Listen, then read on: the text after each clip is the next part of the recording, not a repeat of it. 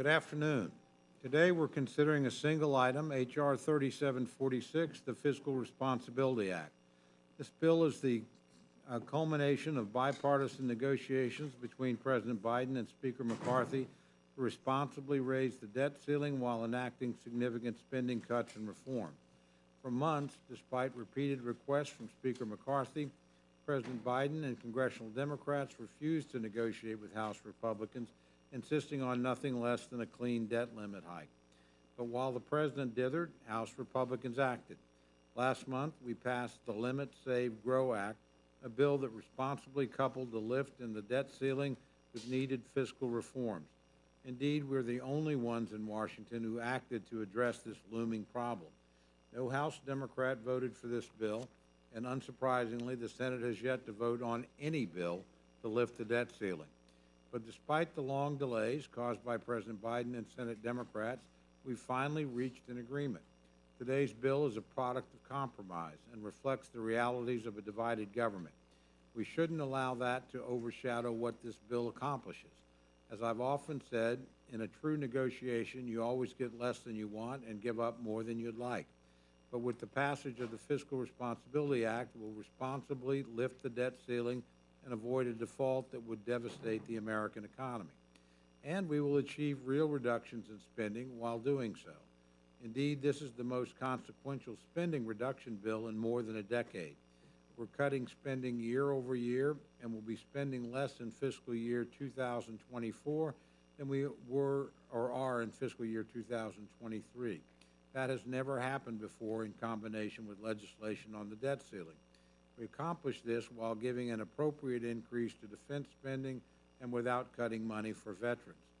We will limit future spending increases to 1% annual growth for the next 6 years. We're clawing back $28 billion in unspent COVID pandemic relief money that's no longer needed, which is the largest rescission in history. We're cutting $1.4 billion that would have been spent on IRS agents. Importantly, this bill also achieves real policy victories. The bill includes major reforms to work requirements for SNAP and TANF to incentivize able-bodied adults without dependents to rejoin the workforce and contribute to their communities. The bill blocks the president's demand for $5 trillion in new taxes, and it includes real permitting reform that will speed up the approval process for infrastructure and energy projects. I understand that many members on both sides of the aisle will be dissatisfied with this package. Some of my friends in the minority may not like cutting back spending, and some of my friends in the majority may feel this doesn't go far enough. And there are certainly members like me who would like to spend more on defense than is provided in this bill. But that's to be expected in divided government. At the end of the day, the American people expect us all, Republicans and Democrats alike, to work together for the good of the country. And when we take this bill to the floor, that's exactly what we will achieve. I now yield to my very good friend, our ranking member, Mr. McGovern, for any remarks he wishes to make. Well, thank you, Mr. Chairman. I think Hillary Clinton says it takes a village. I say it takes a bigger room. I don't know if any more people in this room, but thank you. Look, this is not a happy day. We are less than a week from default, and we've been rushed back to Washington to vote on a deal, all because Republicans wanted to push their luck and play games with the debt limit. Frankly, we should not be here. We should have taken care of this months ago. This represents an all-time high in recklessness and stupidity, quite frankly. And let me just point out the obvious here. Every time Republicans are in charge, they screw things up. The last time Republicans held a majority, we ended up with the longest government shutdown in United States history. Now, here we are today, this time dealing with a totally manufactured crisis that risks the full faith and credit of the United States. Both then and now, Democrats have had to be the adults in the room to come in and clean up their mess. Republicans are unfit to govern. I thank President Biden for his leadership throughout negotiations. This bill could have been a lot more awful than it is. One thing I do know is that I didn't come to Congress to hurt people. And when I listen to my Republican friends, what is clear to me is that we don't share the same values. You know, I'm a Democrat. Got my first job in politics as a paid intern with Senator George McGovern. Great last name, no relation. And I'm still inspired by that experience to this day. You know, when he talked about the Democratic Party, he said what unites us is our desire to propel our great country onward by meeting the needs of the many, not the few. And a bedrock principle for Democrats is that we bring everyone along.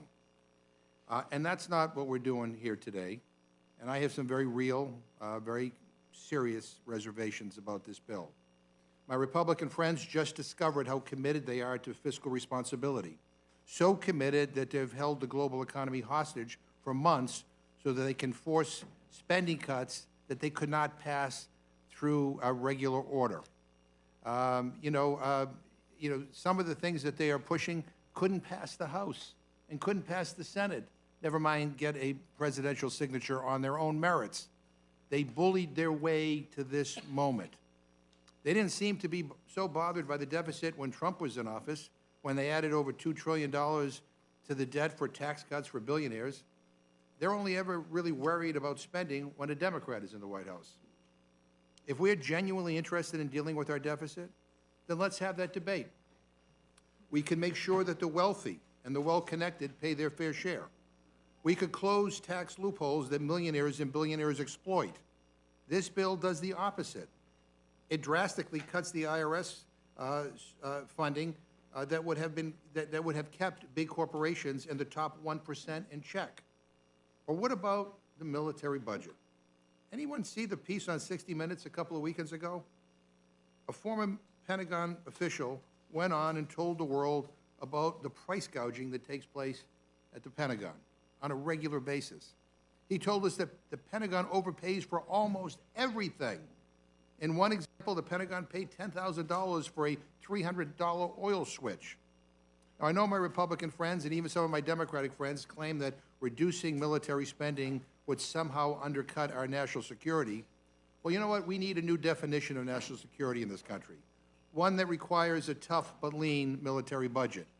But that is not just about bullets and bombs. Our national security must be measured by the prosperity of our people, by whether our families have enough money to buy groceries, and whether we're investing in our schools, our libraries, and our roads and our transportation systems. National security includes the cleanliness of our air and the purity of our water. It includes adequate support for our veterans, for our seniors, and for our children, and all the things that strengthen our communities. If we continue failing to invest in our people, what kind of country will be left for our military to defend 20, 40, or 60 years down the road? But we're hearing from the Republicans, don't look there. We can't find any savings from the bloated military budget. Really? And we can't make the richest corporations pay their fair share in order to get our fiscal house in order. We have some of the wealthiest corporations on the entire planet that pay little to no taxes. They should at least pay the rate of what their lowest paying workers pay. Instead, we have to cut funding that helps the most vulnerable in our country. Give me a goddamn break. Now, I appreciate the Biden administration secured provisions to expand benefits to help some hungry people, like veterans, kids emerging from foster care, and housing insecure people. Thank God he's in office and not Trump. But improving benefits for some does not justify putting 700,000 older adults at risk of losing critical life-saving food benefits. Food and hunger should not be a partisan issue. It's a human issue. And we have over 30 million people in this country who don't know where their next meal will come from. And this current SNAP benefit is on average $6 per person per day. That's $2 per meal. And the majority of people on SNAP who can work, they actually do work. And we also know, by the way, that work requirements don't work. A February 2023 study found that work requirements at SNAP cause a 53% overall reduction in program participation among adults subject to work requirements. Importantly, the paper found these requirements have no effect on employment. A June 2021 research report found no evidence that the ABOD time limit substantially increases employment. And a February 2021 article entitled "The Effects of Changing SNAP Work Requirements on the Health and Employment Outcomes of Able-Bodied Adults Without Dependents," exactly what we're talking about today in this bill. They reported that losing SNAP made people less healthy and had no significant change in employment status. And by the way, my Republican colleagues, for all their talk about this, have held no hearings on this issue. Not one. I actually sit on the Agriculture Committee. I sit on the Nutrition Subcommittee. Not one hearing on this stuff. We're almost in June. Feel so strongly about this stuff? And no hearings? No need to make sure that people who don't want to lose their benefits are protected? So putting aside all of that, Republicans think the way we should get our budgetary house in order is by going after vulnerable people. I don't know what the hell is wrong with them, but that is where what this bill is all about. Make no mistake, these adjustments will make older, poorer Americans hungrier. Full stop. I also have issues with the anti-environmental language in the deal. This bill slashes key NEPA protections, approves the Mountain Valley Pipeline, and doesn't include transmission reform. And we all knew that there would be concessions and compromises. As I said earlier, some of my friends are still withholding support because they believe that this bill doesn't go far enough, that it doesn't hurt people enough, which is outrageous to me. But by weaponizing the debt ceiling, Republicans are establishing a precedent that will haunt us forever, that one party can use the full faith and credit of the United States as a hostage to pass their widely unpopular ideas. But someday, hopefully not in my lifetime, but someday there will be a Republican president. And you will remember this moment, because what you are trying to do is get things enacted that you could not get done through regular order. It is a lousy, lousy way to govern. Now, this will be a long afternoon, and I'm sure many of our members will have much to say. People will have to decide in the next several hours how they will ultimately vote on this package. But let me end as I began. This is not a happy day. And with that, I yield back. Without objection, any prepared statements that our witnesses may have will be included in the record. I'd like to welcome our first panel, Chairman Jason Smith and Representative Mike Thompson from the Committee on Ways and Means, and Representative Ron Estes and Ranking Member Brandon Boyle from the Committee on the Budget. Chairman Smith, welcome back to the Rules Committee. I welcome your testimony.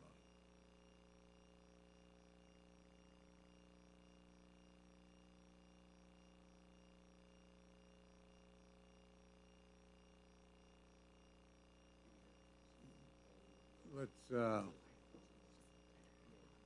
pardon? Take a brief pause and let's see if we can get this up technically.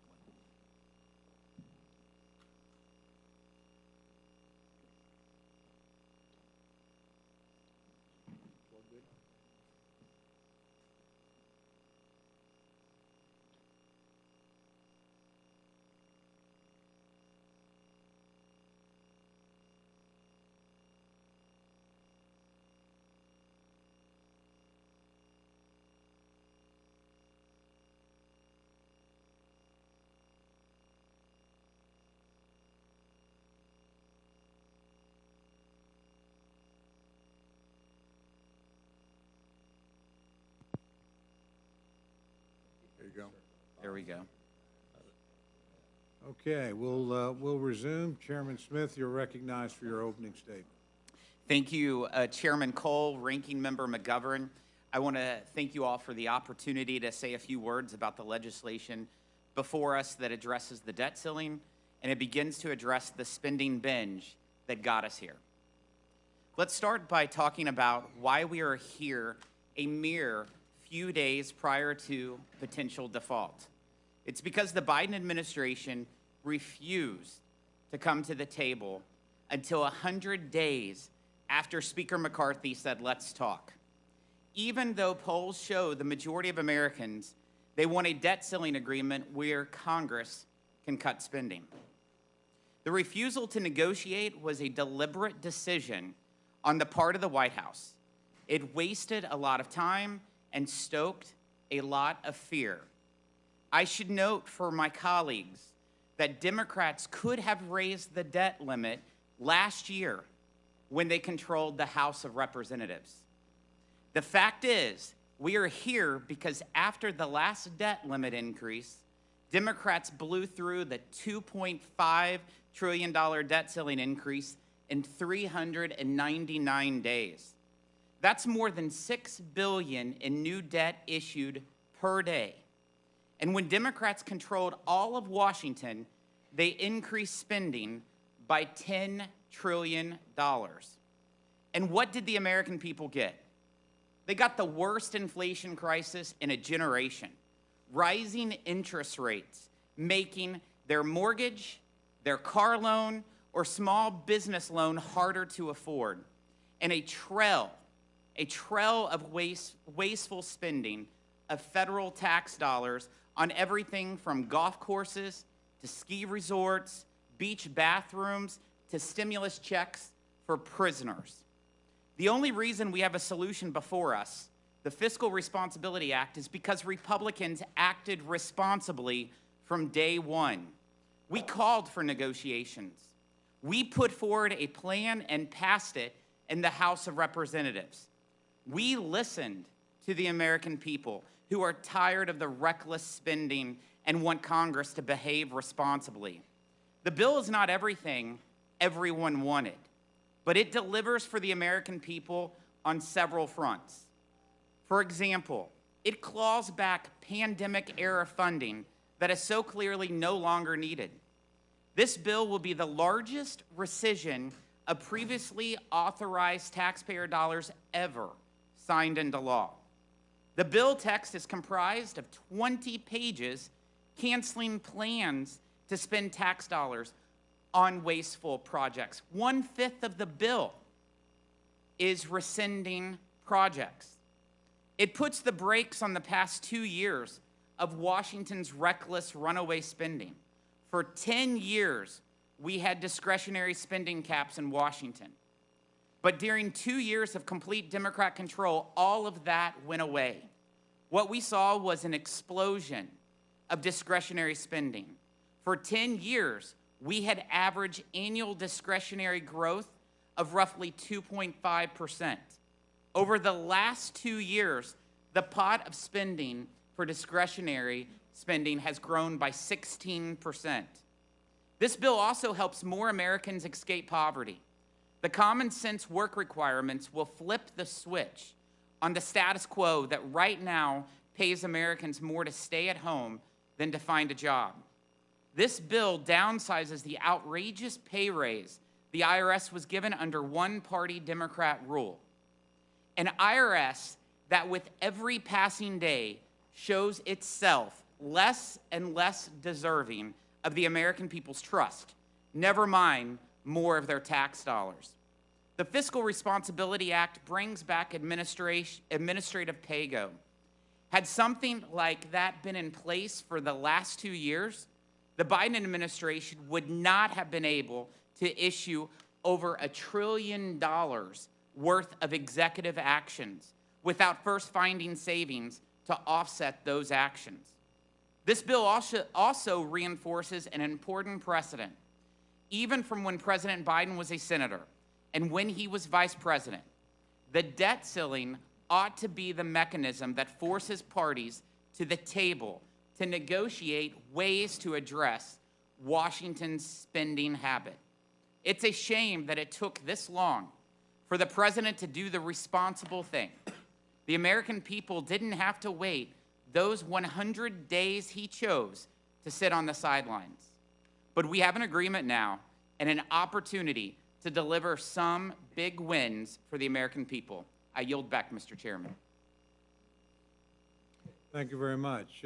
Representative Thompson, you're recognized for your opening statement. Thank you, Mr. Chairman. Thank you, Ranking Member McGovern. I'm testifying today on behalf of the Ways and Means Committee, which has jurisdiction over several provisions of the bill before you. President Biden's leadership made this bill possible. The president has been clear for months that default is not an option. His team worked in good faith, understanding Republicans' extremist starting point wouldn't work for the American people.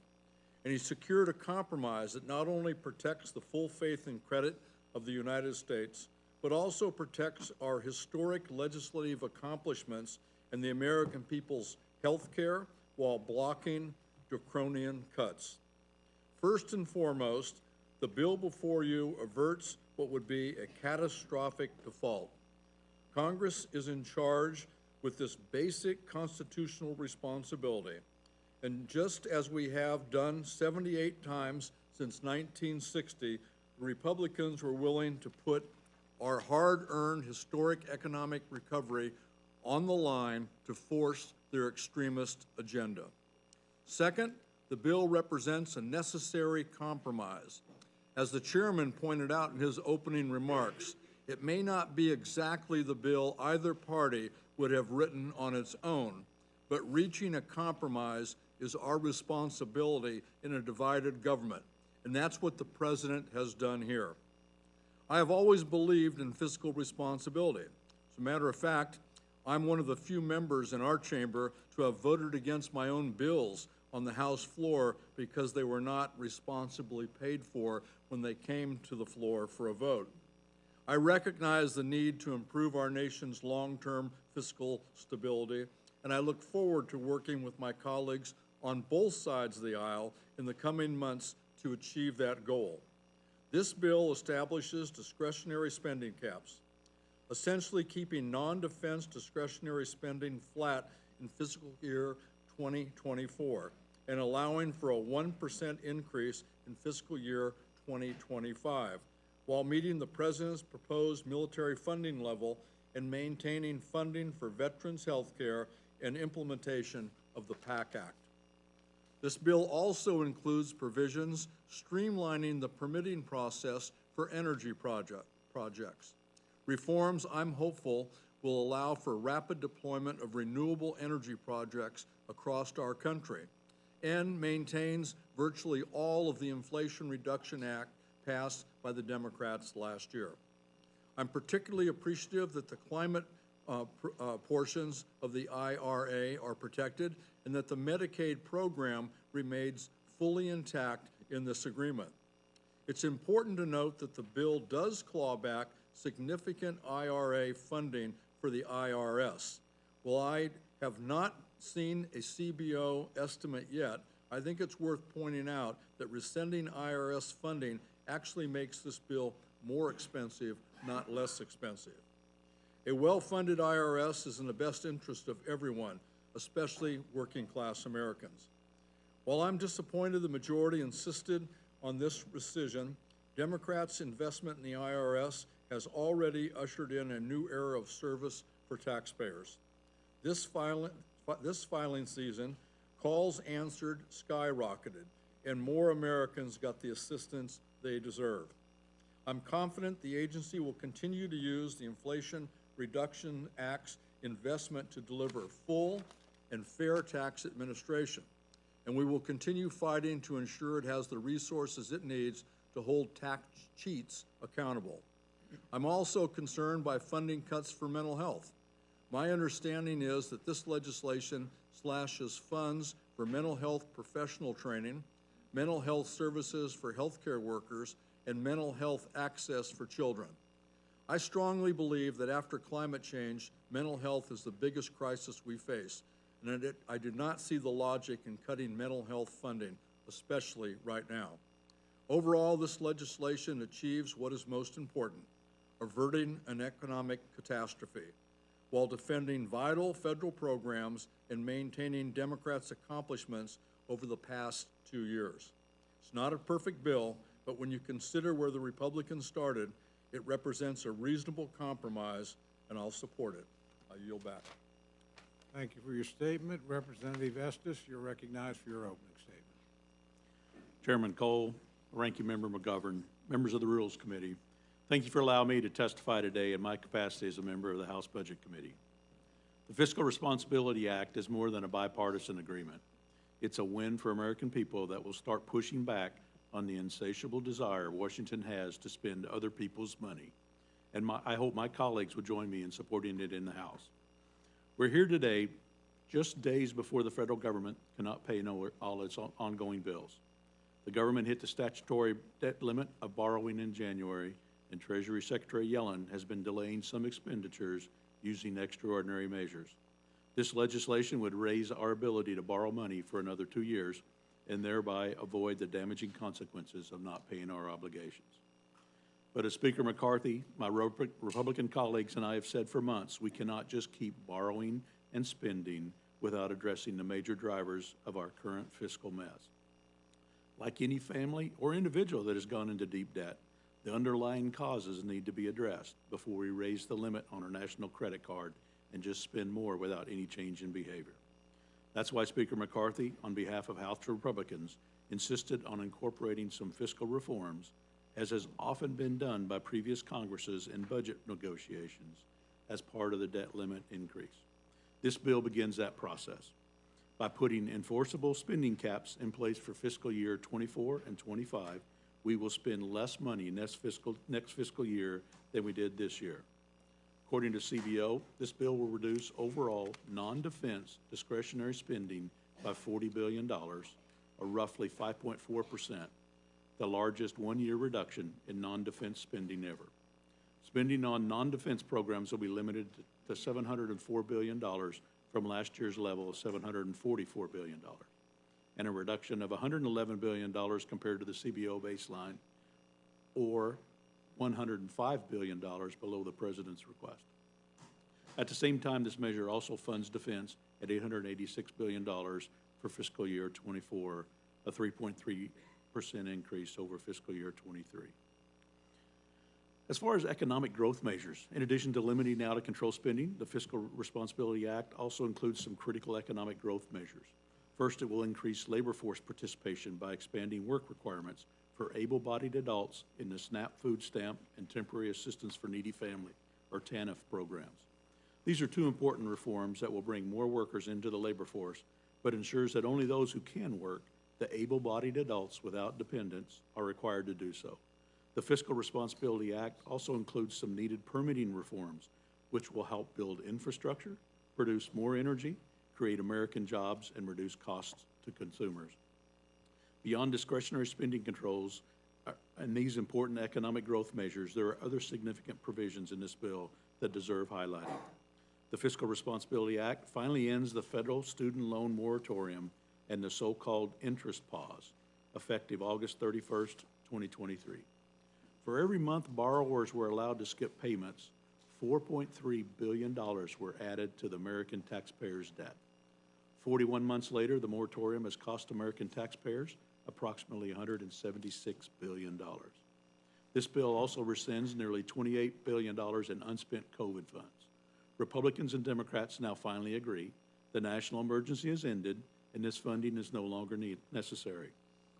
The dollars were not needed during the emergency. These funds are not yet obligated, and they should be returned to the rightful owner, the American taxpayer. Fiscal Responsibility Act also requires the executive branch to offset any potential spending increases caused by executive actions. This is an important new safeguard as the Biden administration has increased spending by billions of dollars over the past 2 years with its executive actions without congressional authorization. This action alone should be reviewed as a major win for fiscal responsibility. Of course, this bill is not perfect. It does not address all of the things I and others wanted it to do. It's the byproduct of hard-fought negotiations between Speaker McCarthy and President Biden. And when I look at the list of major wins for conservatives and the American people, it's hard not to be excited that we're finally reducing spending, encouraging work, and reining in the executive branch. I've been fighting to change the culture of Washington since Kansans first sent me here 6 years ago, and this bill is another opportunity to make improvements. The alternative is much worse, a so-called clean debt ceiling that once again kicks our opportunity to bring fiscal responsibility to Washington, D.C. down the road. This is a great bill, and it lays the groundwork to continue making positive change that will benefit our country for generations to come. It should be noted that this is only the first step in correcting the financial mess we're in. It took years to get to this point, and it won't change overnight. I introduced an amendment in the last Congress to cut non-defense spending by a mere 1%, and it failed here in the Rules Committee. I'll continue fighting for fiscal sanity, cutting wasteful spending, and promoting economic growth. This is the start of changing that trajectory, and I look forward to working with you all to do even more in the future. I support the bill, and I hope my colleagues do as well. I would be glad to answer any questions. I'll yield back, Mr. Chairman. Thank you very much. Ranking Member Boyle, you're recognized for your opening statement.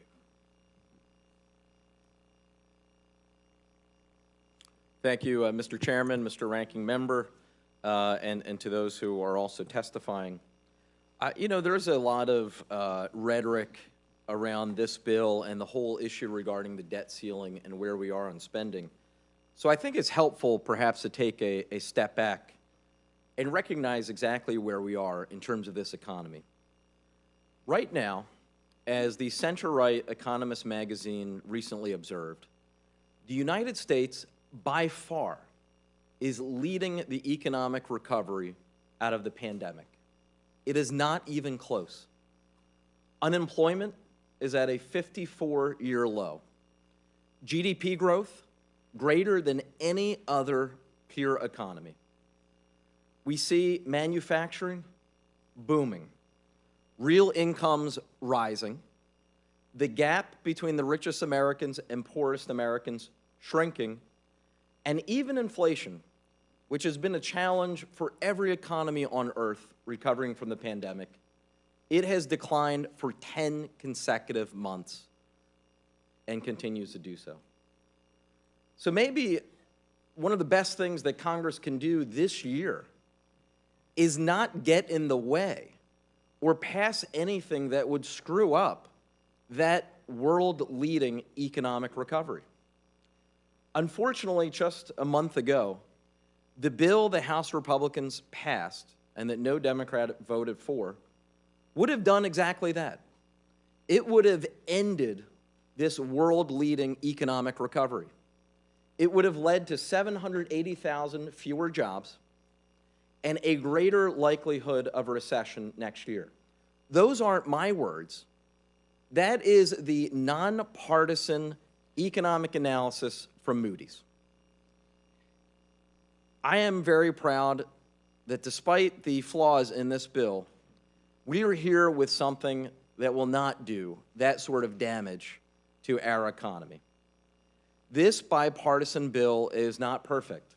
In fact, I've yet to meet one person who loves it.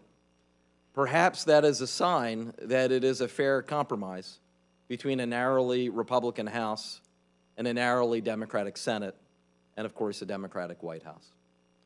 There are, however, things to celebrate in this bill because of what is not in it, the sort of damage that we saw from the Republican partisan bill that passed here just a month ago. This bipartisan budget agreement protects critical services for children and families. The agreement protects critical funding for education, health care, and housing, in contrast to the extreme MAGA Republicans' proposal, which was for 22% cuts and a decade of harmful budget cuts. It protects veterans' health care. One of the most important bills that we passed last session, a Democratic House and Senate with a Democratic president, was the PACT Act. Revolutionary in terms of funding the true health care needs for our veterans. This bill protects the gains of the PACT Act. This bipartisan budget bill protects Social Security, Medicare, and Medicaid. It protects the historic clean energy infrastructure investments, again, that were passed last term, the largest such investments to address climate change in our nation's history. It also protects the lifelines for vulnerable Americans. The agreement helps more veterans, people experiencing housing instability, and young people aging out of foster care access SNAP while avoiding the most devastating changes extreme MAGA Republicans sought to SNAP and to TANF.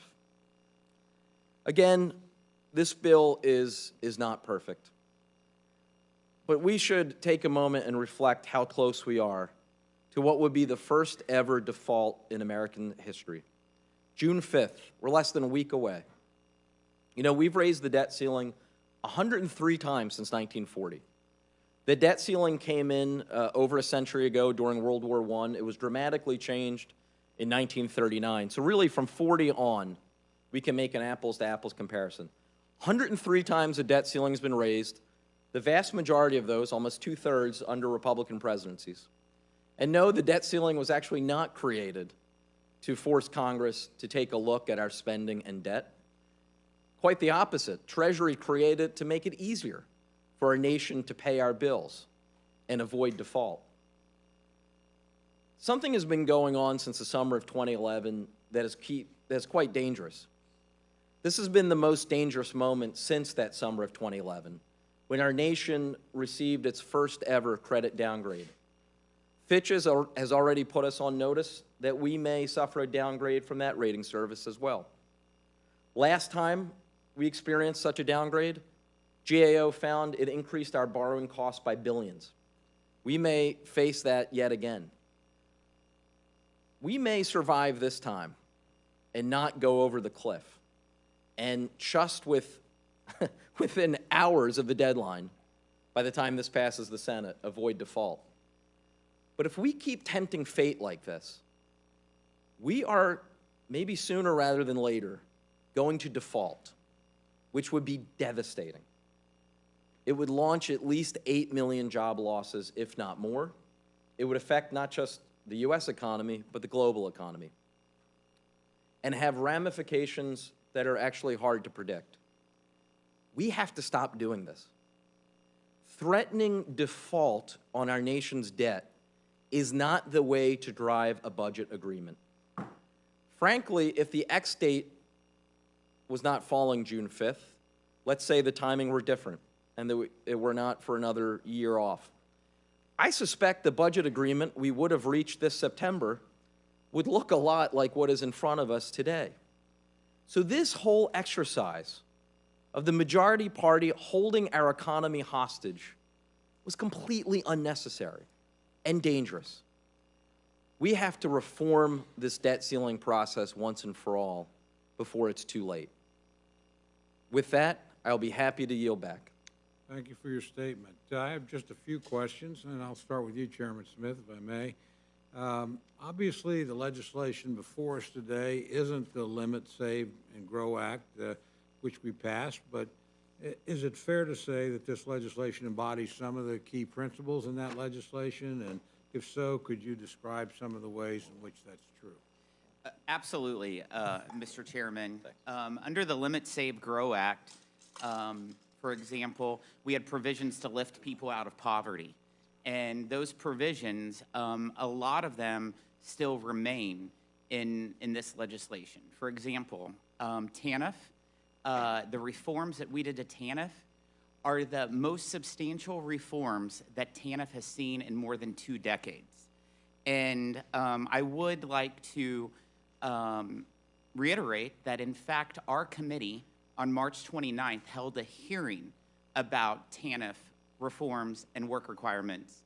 So in regards to the Ways and Means jurisdiction and work requirements, we held a hearing on March 29th.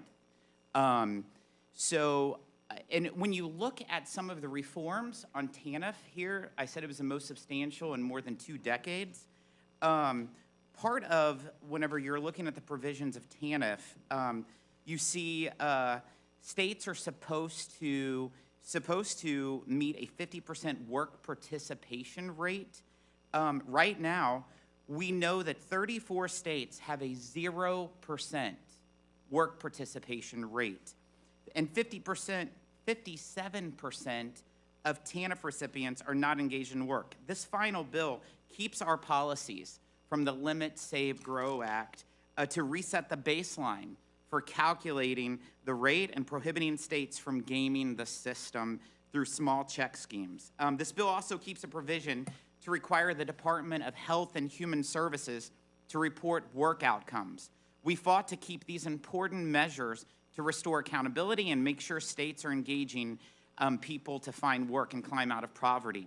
In regards to the IRS, the Fiscal Responsibility Act echoes the call on the Limit, Save, Grow Act to roll back Biden's plan to massively expand the IRS. The Ways and Means Committee asked for the plan from the IRS of how that they would spend the $80 billion. And in that plan, they called for using $1.4 billion to increase in hiring IRS agents.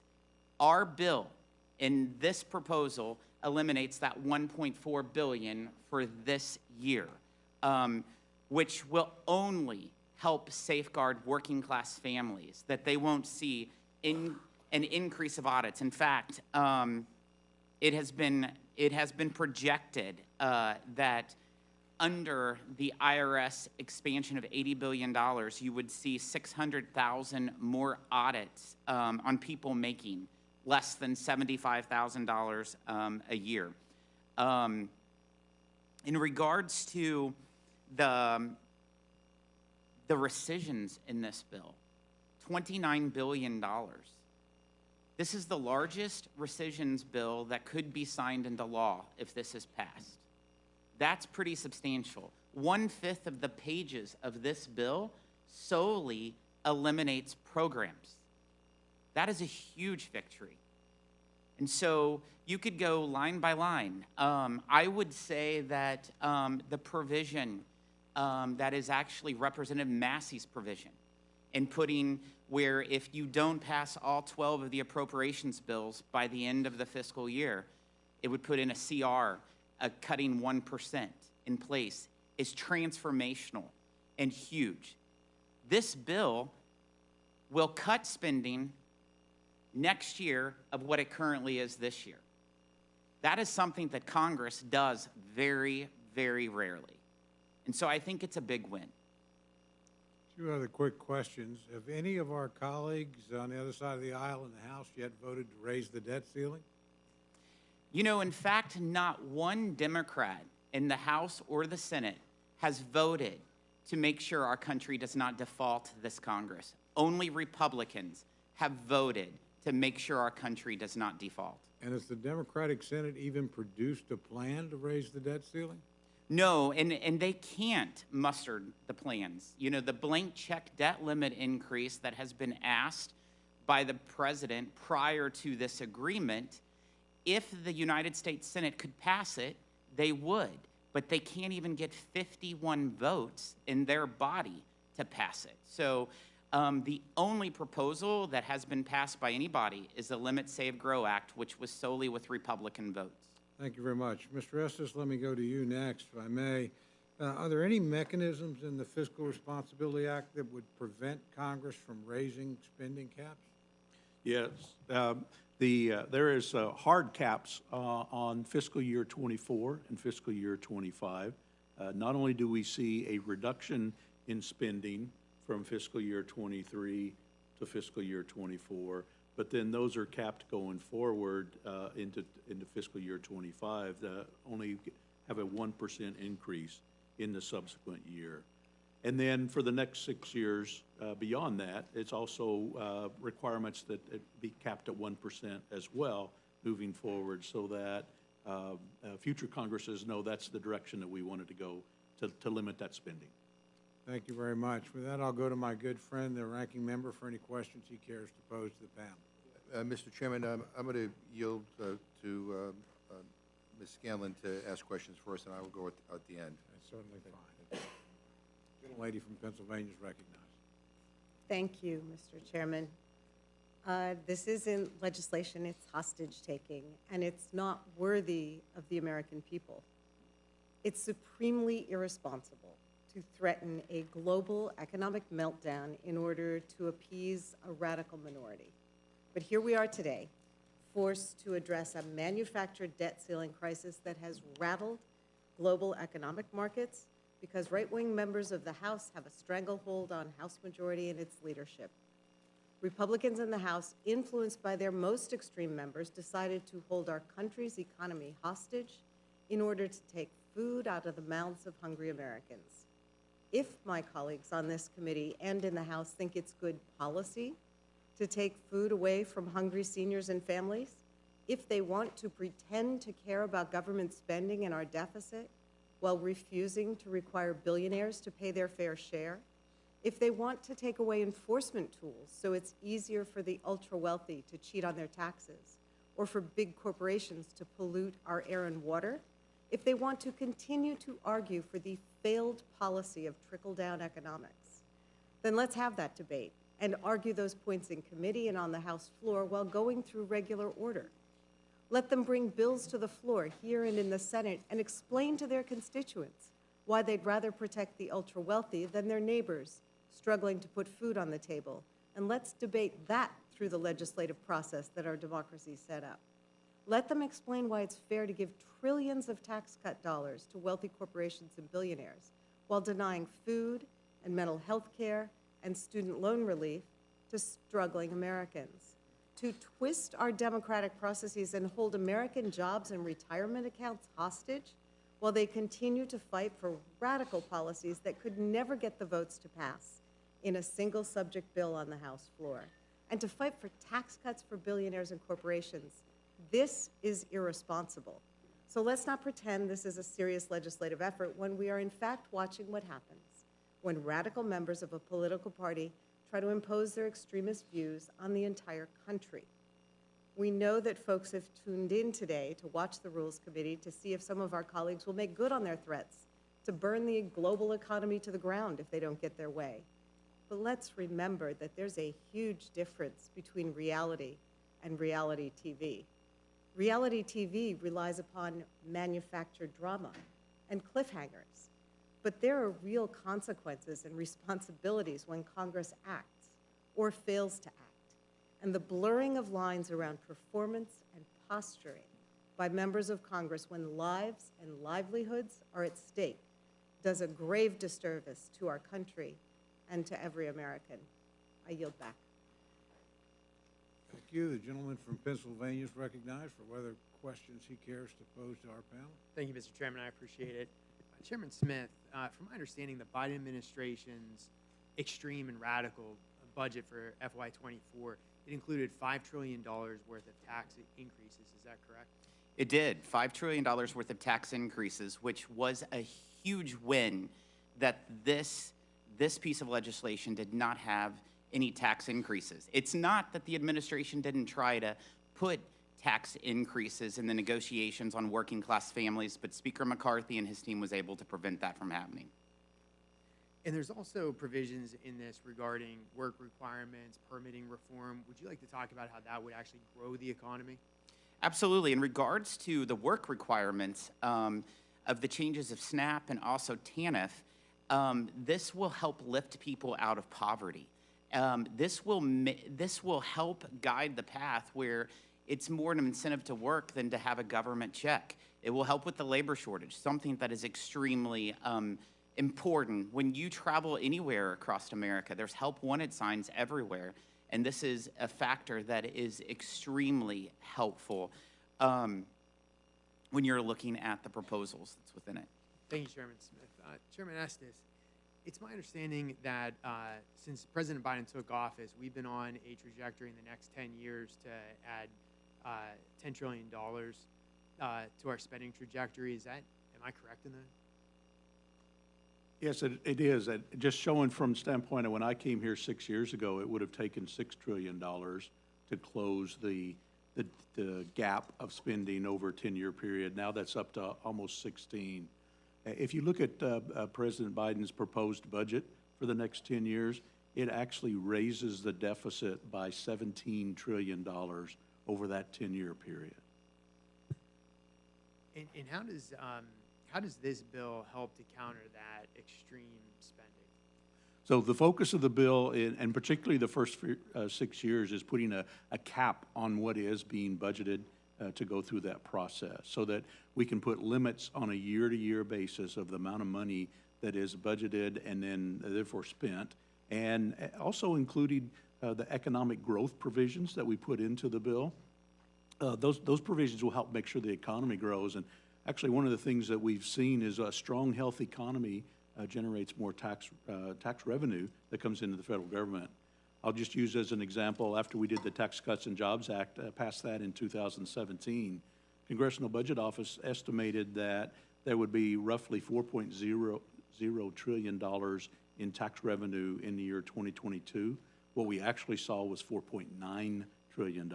So positive activity, positive tax revenue from economic growth, which helps make sure that we can fund our obligations.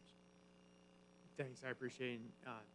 Chairman Smith, did you have anything you wanted to add? I saw you. Yes, Representative. I would just add that from just the last 2.5 years, we've not had spending caps. And under 2 years of that 2.5 years, it was one-party Democrat rule where they controlled the White House, the House, and the Senate. And you saw an increase of $10 trillion in spending with no caps. You also saw an increase in discretionary spending within that window of 16% of an increase with no caps. However, the years prior to that, the 10 years prior to that, we had caps. And you only saw discretionary spending increase on average of 2.5%. So the provisions in here with the 6-year caps will make a huge impact because our country right now is not operating on any kind of cap. Thank you, Chairman. With that, I yield back. Thank you. Gentleman from Colorado is recognized for any questions he has for the panel. I thank the chairman. A couple questions on the substance of the proposal, but first I want to talk a bit about process. So grateful to have each of the witnesses here from the various committees of jurisdiction.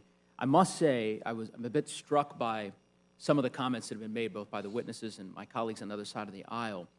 In a normal negotiation, one would expect that a party that had just successfully negotiated an agreement with another party would be proud of that negotiated product, might be a bit magnanimous, might concede that both parties in the negotiation were able to get something out of the deal and ultimately are committed to moving forward for the benefit of the American people, with the exception of perhaps Mr. Estes.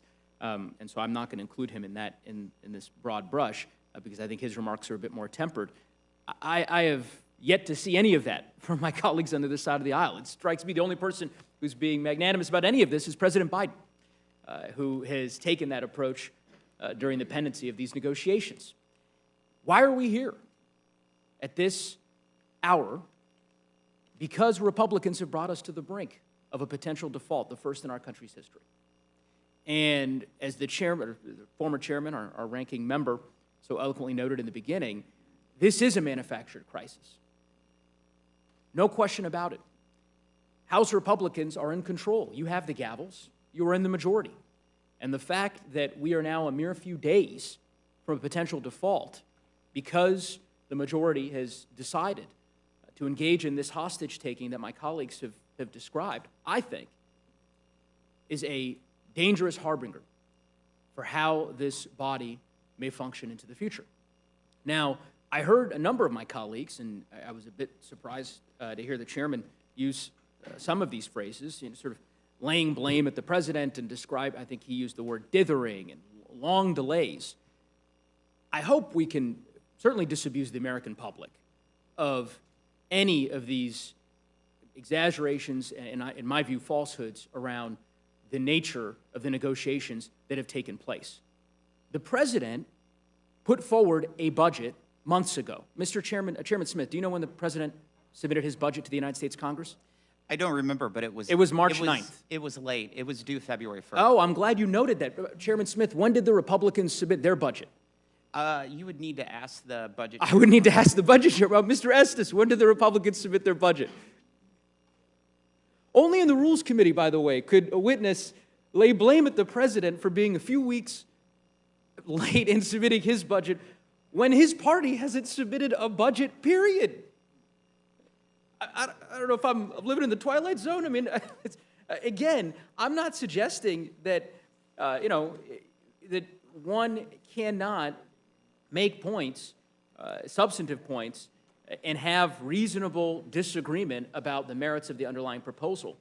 But what I take issue with is this kind of constant scorched earth mentality of, again, laying blame at the White House at every turn, notwithstanding that this is a deal that your party has negotiated with the White House. Republicans didn't submit a budget. They filed their bill, the Default on America Act. I understand you have a different name for it. Chairman Smith, when was that bill filed? I don't know what you mean, the Default America The Save, Act. Limit, Grow Act, when was that submitted to the Congress? Oh, that's clearly not the bill that you were just talking about. The Limit, Save, Grow Act was passed out of Congress in April. April 25th is when it was introduced. So the president puts forward his budget in early March. He tells House Republicans and Speaker McCarthy, put forward your budget, put forward your proposal. and let's have a conversation. budget is not a Mr. Smith, debt I'm gonna, limiting It's two different I'm gonna things. claim my time, and you'll Okay. have an opportunity to respond at the end. The president submits the budget, gives Republicans an opportunity. Republicans don't file it mid-March, late March, early April. The House adjourns for a 2-week break. Mid-April, still nothing. Finally, House Republicans introduce their bill, not a budget blueprint, but a bill. They pass it that same week, and then the House adjourns for another recess. The day the House comes back, the president brings forth the Speaker, the Senate leadership, and the minority leader of the House to have a conversation about resolving the impasse. So again, facts are facts. Obviously, we're going to have disagreements about the propriety of the spending cuts or revenue decisions with respect to the underlying bill that's being proposed today. But let us dispense with the blame around delays that, unfortunately, my colleagues have been so stuck on. Now, Ranking Member Boyle, you said something that I thought was important for folks who are tuning in, and of course, usually we don't have this much media in the Rules Committee. It's often we don't have these kinds of interesting hearings, and I suppose, again, it's because the stakes are so high. But this is not the first time that our colleagues on the other side of the aisle have decided to engage in this kind of hostage-taking. We were here, not you and I, but the Congress was here, the American people were here a decade ago when they did this previously. And I guess I wonder if you might expound a bit on what this type of hostage-taking suggests may be in our future to the extent that it continues to happen. Yeah, Mr. Neguse, that is correct. In the summer of 2011, unlike any other period, even though the debt limit itself has existed since World War I, and even in its modern form since the late 1930s, really 2011 was a milestone, because that's the first time in the history of the debt ceiling we saw one party weaponize it to such a degree. It roiled the markets. They dropped, I believe, 17%, including 5% in one day. And even though the debt ceiling was ultimately raised, by coming within just a few days of deadline, it led to the first ever downgrade in American history. The downgrade was done by Standard & Poor's. GAO has subsequently found it has increased our borrowing costs by billions of dollars. So after all of that turmoil and after all of that tumult, it actually ended up increasing the national debt and increasing the cost to taxpayers. It also created a dangerous precedent that now this Republican majority, again with a House Republican majority and a Democrat in the White House, they decided to follow that 2011 game plan. So we had been put on warning by at least one credit agency that we may face another downgrade. You know, the reality is, the more this goes on and the more this goes on, first, as I mentioned before, we tempt fate that we will actually go over the cliff and bring the global economy with it. But we also run the risk that we will one day not be the reserve currency of the world. The reason why our interest rates are so low comparatively is because we are a safe haven for investment for the rest of the world. These sort of antics increasingly bring that into doubt, whether or not folks will get their money, the folks who are lending to us. So this is it's a dangerous pattern that was really created in 2011. This has been another major milestone when it comes to the debt ceiling. And I'm truly worried in terms of what the future looks like if we don't dramatically change this system. Well, I thank the ranking member. I share your sentiments, and I think one benefit of this legislation, to President Biden's credit, is that it takes this kind of hostage-taking off of the table for the duration of the 118th Congress by virtue of the limit being extended through January of 2025. But nonetheless, this isn't sustainable. And Ranking Member McGovern's warnings, I think, are prescient. And I would challenge my Republican colleagues to recognize those warnings, to be cognizant of that, because clearly if this becomes the precedent, irrespective of which party might be in power in Washington or the political affiliation of the president at a given time, to the extent the debt ceiling is up, it will incentivize this kind of hostage taking into the future. Now, in terms of the substance of the proposal, again, I'll perhaps go to you, Chairman Smith, because I think, again, Mr. Estes, you described a variety of the different provisions in the bill, at least some of those, in ways that I think are consistent with the underlying language of the bill. And this bill is not perfect by any stretch. There are a variety of provisions that I certainly disagree with. But I do think the bill, on balance, does a number of things. One, it averts catastrophic default. As Ranking Member Boyle articulated, the consequences of a default on our debt would be devastating to everyday Americans across our country, in Kansas and Colorado, everywhere. Two, it, as I said, takes the hostage-taking off of the table for the duration of this Congress. And then finally, it protects core American programs for a lot of Americans. Social Security, Medicare, veterans benefits, programs that House Democrats have been fighting to protect and have successfully protected over the course of these last 30 days, evident by the bill that we have before us. I was a bit surprised, Chairman Smith, when our chairman, Chairman Cole, asked the question of you to essentially describe the parallels, or this wrong phrase, similarities between the limit, your April bill, I'm forgetting the phraseology here, Save, Grow, Limit, bill that you all introduced in April, and this bill. And your response was, I wrote it down because I was so struck by it. You said, you can go, quote, line by line.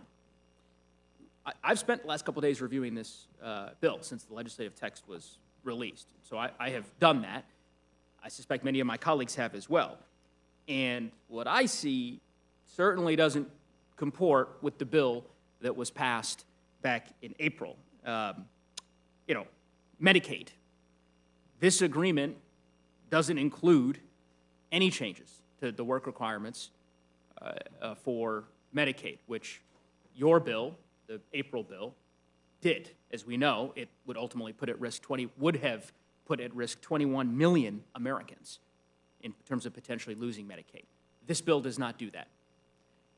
This bill, as you said, includes a rescission of IRS funding, and Ranking Member Designee Thompson explained this as well, of $1.4 billion. My read of the April bill that you had proposed was a $180 billion rescission. Am I using the right number, or is that incorrect? 180 billion, more like 72 billion. 72 billion, okay. So $1.4 billion versus $72 billion. Those two numbers don't strike me as similar. I mean, if you were going to ask me and say, are these two numbers similar, I would say no. But anyway, we can go down the list line by line. Fully funding veterans' medical care. We call it, the Default America Act, cut $200 million for VA research, $1.2 billion for VA technical research. This bill fully funds medical care for veterans, including the funding, as Ranking Member Boyle said, for the PACT Act's Toxic Exposure Fund at the levels that were included in the President's fiscal year 2024 budget. SNAP eligibility. This bill includes SNAP eligibility for veterans, for those who are homeless, a variety of different vulnerable people, understanding the change that you articulated in your colloquy with Mr. Cole, with Chairman Cole. But in addition to those changes you described, and I'm not taking issue with, well, I take issue perhaps substantively with them, I'm not taking issue with your description of them, but I am simply saying alongside those, adjacent to those, there is the reality that this bill does in fact expand SNAP for certain veterans. And so I guess my point here, again, perhaps leaning on something that, or a theme, I suppose, that Mr. Thompson, Mr. Estes, and Mr. Boyle, I think all touched on, which is that this is a compromise measure. Not everybody got what they wanted. It's not perfect, but ultimately it will avert a disastrous default, and it protects core programs that are going to benefit a lot of Americans. And I was hopeful that that would be the enduring theme of this particular hearing, given that this is a bill that Speaker McCarthy and his party, ostensibly, or at least on his party's behalf, negotiated with the president. And it's unfortunate that it hasn't been the tone, but nonetheless, we'll do my best to try to bring that to bear here. With that, Mr. Chairman, I yield back. Thank you. Gentlelady from Minnesota is recognized for any questions she might have for the panel.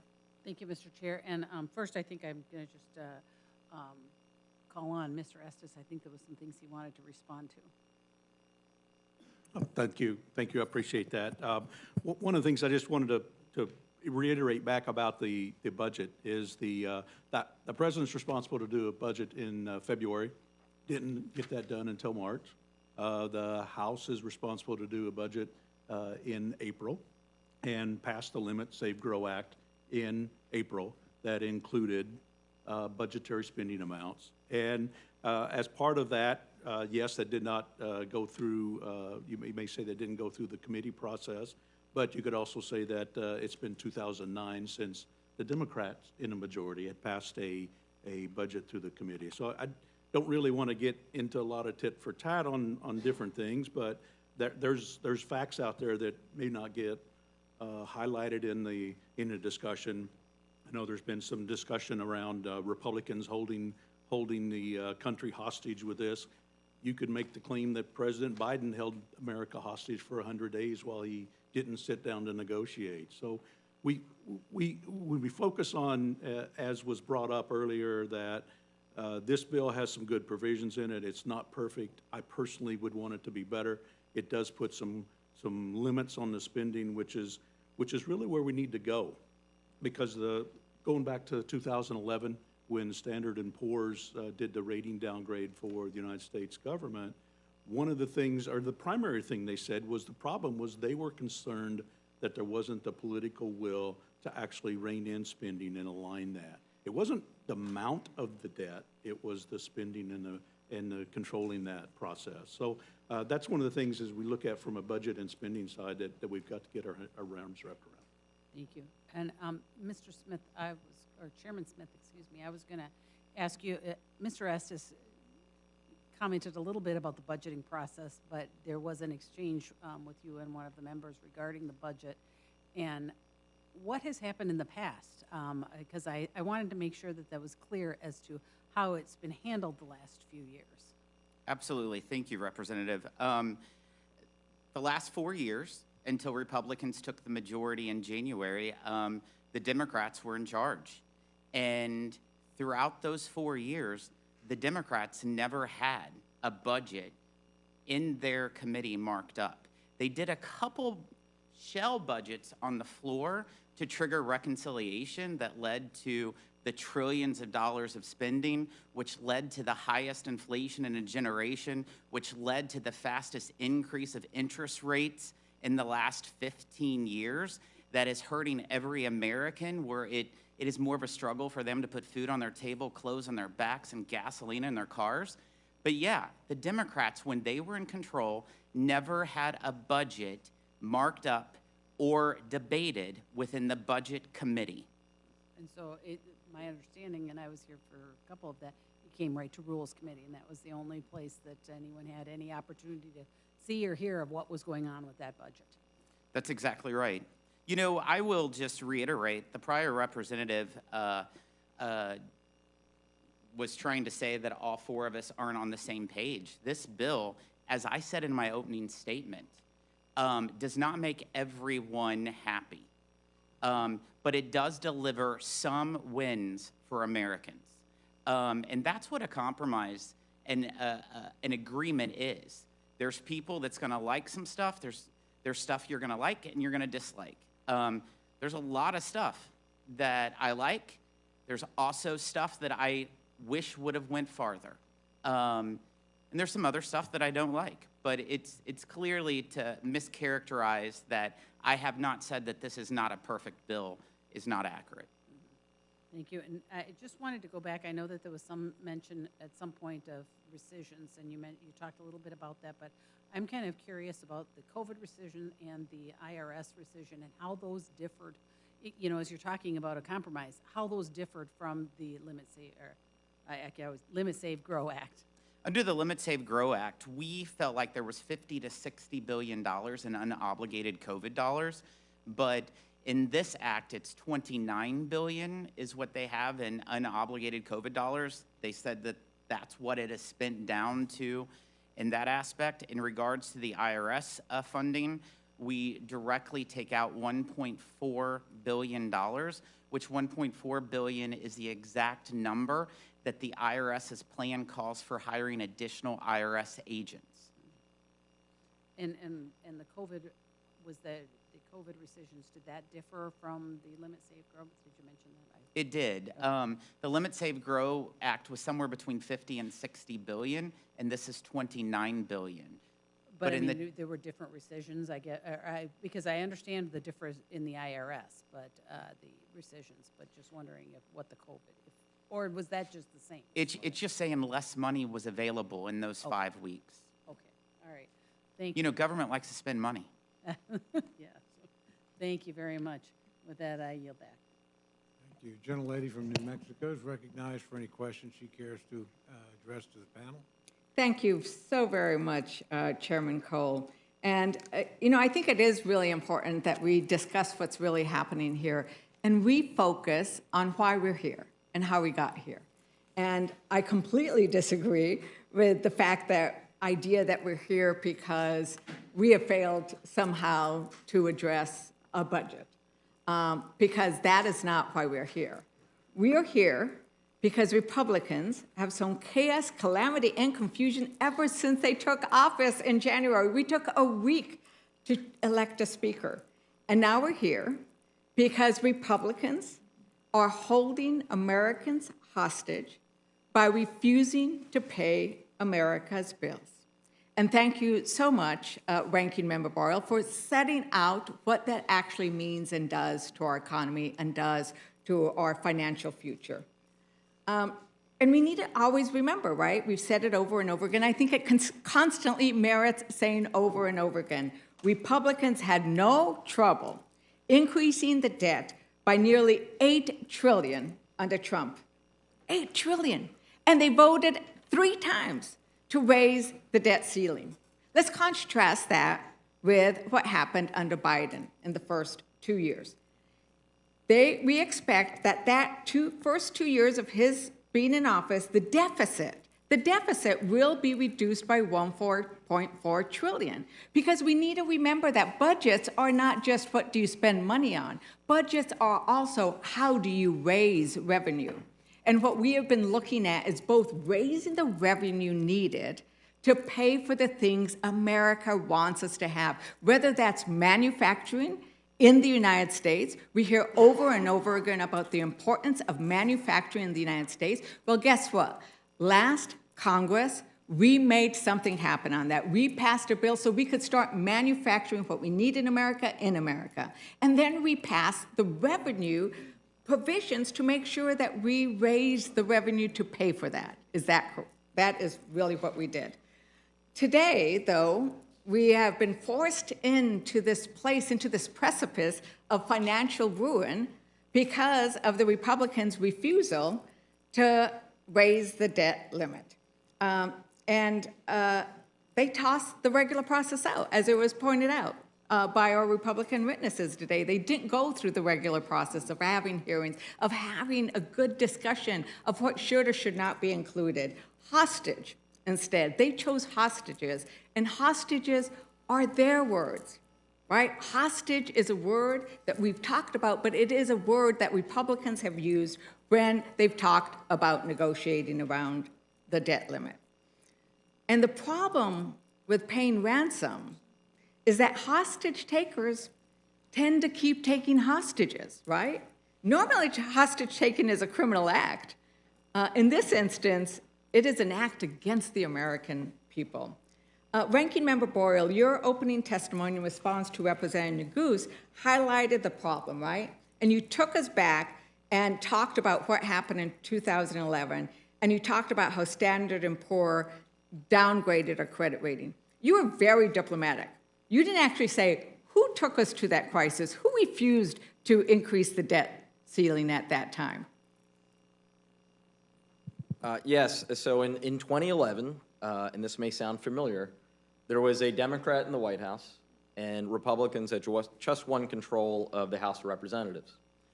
And you can always tell when there's a Democrat in the White House because then Republicans suddenly are concerned about deficit and debt.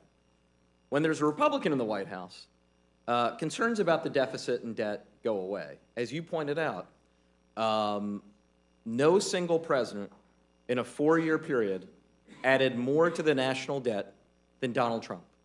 $8 trillion in a 4-year period, and Republicans were in control of Congress during half of his presidency. But now, just 5 years later, with a Democrat in the White House and Republicans in control, we're seeing the same exact playbook that we saw in 2011. And we see this over and over again, where Republicans claim fiscal responsibility, but actually act incredibly irresponsible. Over and over again, Republicans increase the deficit, they increase it. It depends on what they choose, right? And as our ranking member pointed out, are you going to give more money than the military actually wants? Or are you going to invest in our communities and our people? Now, Standard & Poor's, they downgraded our credit rating. Have they increased have they raised that credit rating? No, there are 3 credit agencies, Standard & Poor's, which was the one that downgraded us in 2011, never increased our, never reversed their downgrade. And frankly, my concern and the worry right now is that the other 2 credit agencies will now follow suit, given the events of the last couple months, which obviously look very much like 2011 all over again.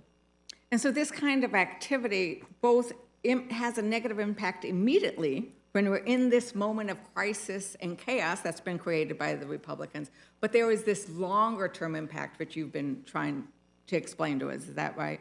Yeah, that's exactly correct. And so, you know, for many months, a lot of people were asking me, will we default, will we not default? And I attempted to point out exactly what you just said, that there is real damage even in coming close to the deadline, as we saw in 2011, and as I think we're seeing here right now. And that damage is not just limited to that time period, but we end up having to suffer from it for years to come. So, Representative Thompson, you're nodding your head. Did you want to add something to this? Well, I concur with what my colleague, the ranking member, said. We do run the risk of seeing our credit rating again dropped, which is going to be more expensive for the American people. There's a lot of discussion today about taxpayer dollars, the American people's dollars. We're going to be paying a lot more of those if we go through another round of credit downrating. One thing that hasn't really been talked about much is the other impact this gamesmanship has. And I'm certain that every one of us in this room who represents a congressional district has seen this over the last couple of months. We have unnecessarily worried veterans. Mm-hmm. We have unnecessarily worried seniors. We have unnecessarily worried anyone who is retired or about to retire and whose retirement is somehow attached to the stock market. We've embarrassed ourselves in the eyes of our allies and our adversaries, and this is all unnecessary. We could have done what we've done many times before, and as was pointed out by a number of members on the committee, what we did in the last administration.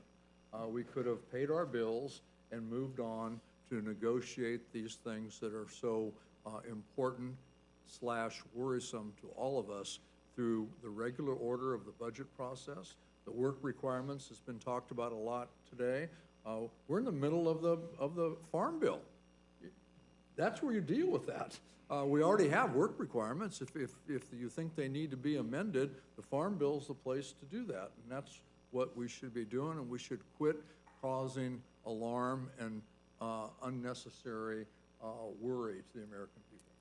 Thank you, Representative Thompson. And I think part of the worry was that the Republicans' Default on America Act, that actually did not protect seniors. It did not protect veterans. It did not protect the programs that America relies on, because it would have cut all of that. We saw that H.R. 2811 could have seen 22% cuts to food inspections, which would have cost our agricultural production $89 billion. We are both have what you grow in your rural district is very different than what we grow in mine. I've got cattle, you've got wine, right? But it's like that would have been a big hit. It could have meant fewer air traffic controllers, so that those overburdened travelers would have had to wait even longer times. Go over and over again, there were so many things that were not protected in Republicans' 2811. That was their ransom. Their ransom was 2811, which we refer to as the Default on America Act. They added different words. But we asked them if they would protect veterans back then. We brought up amendments, Democrats did, I did, many of these, to say, if you believe that we should protect veterans, let's pass this amendment. Let's allow the amendment to be heard on the House floor, because my constituents were worried. And I asked our Republican witnesses, what would you say I should explain to my constituents about the fact that there could be drastic cuts in rural development, ranchers and farmers from the Farm Bill getting cut? And what they told me, the witnesses said, was, you should tell them that we have to prioritize. So let's talk about priorities. Republicans voted against every single one of those amendments. They would not let them be heard on the floor that would have protected rural development. They said, no, priority, that's not our priority. It's not rural America.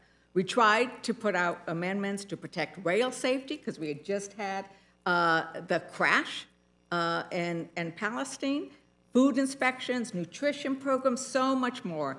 And over again, Republicans rejected even hearing the amendments on the House floor. But you know who listened?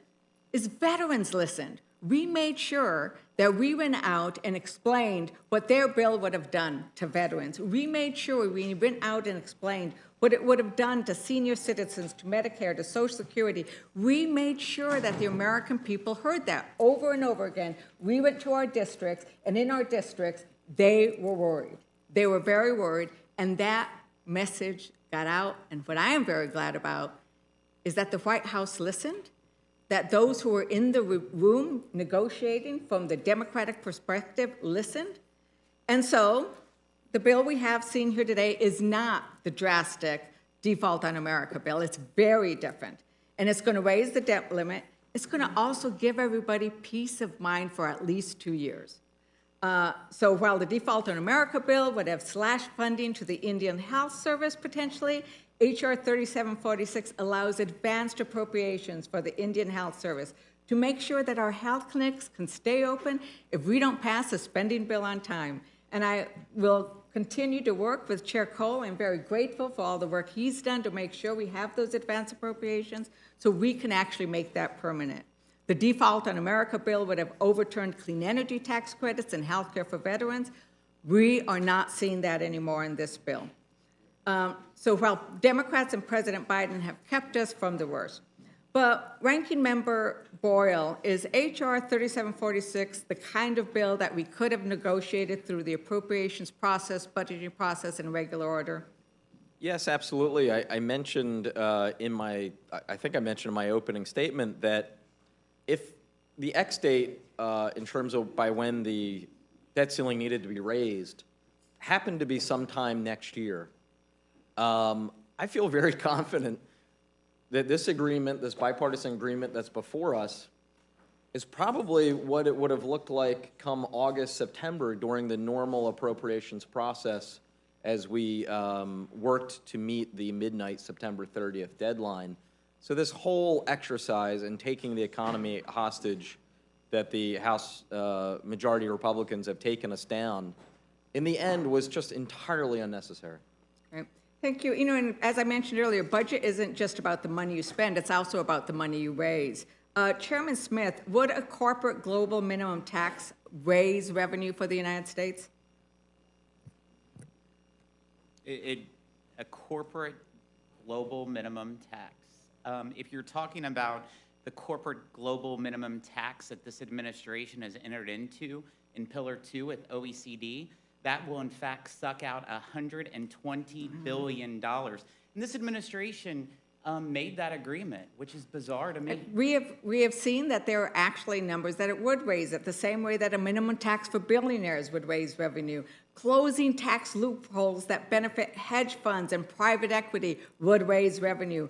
Republicans have rejected over and over again proposals that would raise money from those who are the wealthiest and the biggest corporations. For some reason, they don't want to invest in working Americans, in families, in our seniors, in our veterans, and instead they're constantly protecting their billionaire buddies. So I just want to touch on one last thing. Chairman Smith, we've heard preliminarily that this bill might, what is the estimated impact on deficit reduction from this bill?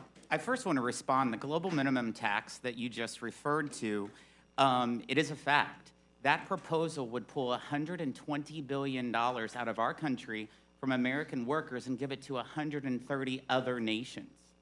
That is what the global minimum tax that this administration has entered into with the folks at OECD. Well, you haven't answered. What do you think what is the expected deficit savings from this bill? $2 trillion. $2 trillion.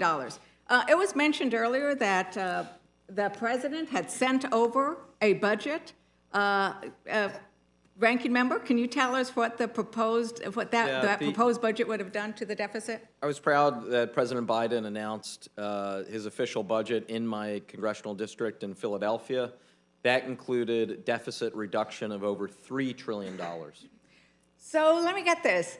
This bill that we have before us, they suggest it's going to be a $2 trillion deficit reduction. But the president submitted a budget that would have had a $3 trillion deficit. So once again, the Democrats' proposal is more fiscally responsive and invests in what Americans need, growing the economy from the bottom up and the middle out.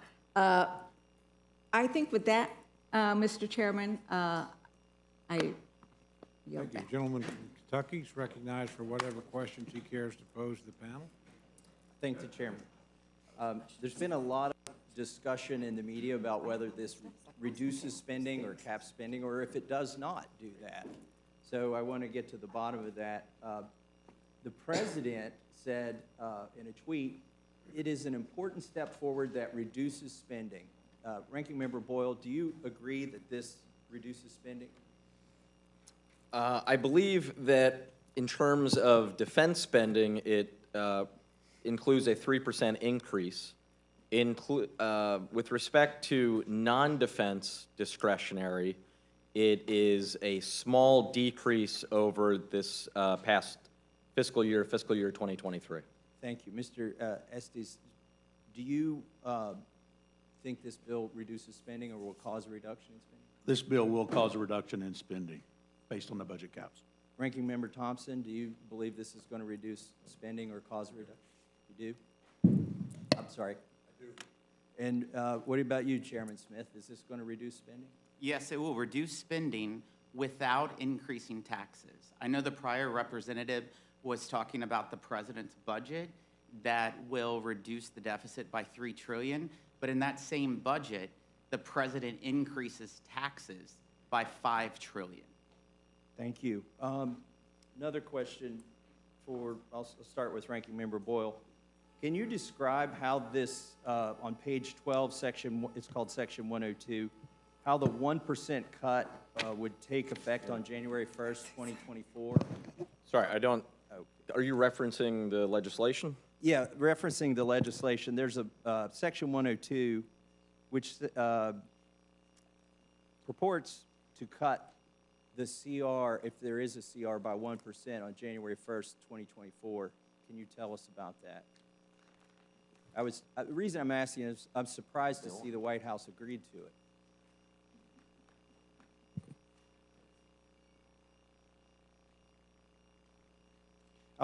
I don't mean to put you on the spot. Yeah, I did not. did not have the bill in front of us, but I thank my friend Ron Estes, who is better, obviously, on the internet than I am. So can you refer to you're talking about Section 12, which? Page 12, Section 102, Special Adjustments for fiscal years 2024 and 2025. I believe this bill calls for an automatic 1% spending cut across the board on January 1st, 2024, if we haven't passed 12 appropriations bills by then. Right, that was, you hadn't mentioned that last part. That's the provision, I'm just going to go off my general knowledge That's of fine. it. That is the provision that if the 12 appropriations bills are not passed by midnight September 30th, then an automatic 1% reduction, both to defense and non-defense, would kick in. And I think the idea behind that is if we haven't done 12 bills to get people to the table, does anybody want to comment on that? Mr. Estes? Part of the process that we operate under when we operate under regular order, and it was the stick, if you will, and as the ranking member pointed out, it, unlike some of the other provisions, it applies to both sides, both non-defense and defense, idea being that it would push everybody to do their job. That's the remarkable thing to me about that provision of this bill, that Republicans and Democrats came together for once, and instead of saying, I'll increase military if you'll increase these social programs, they said in this deal between the president and Speaker McCarthy, if you're willing to put your priorities on the line, we're willing to put our priorities on the line as a tool to drive us all to the table to do our job that we haven't done in full since 1997. The Budget Act of 1974 tells us, Congress, to go through this process where we now are supposed to pass 12 separate bills.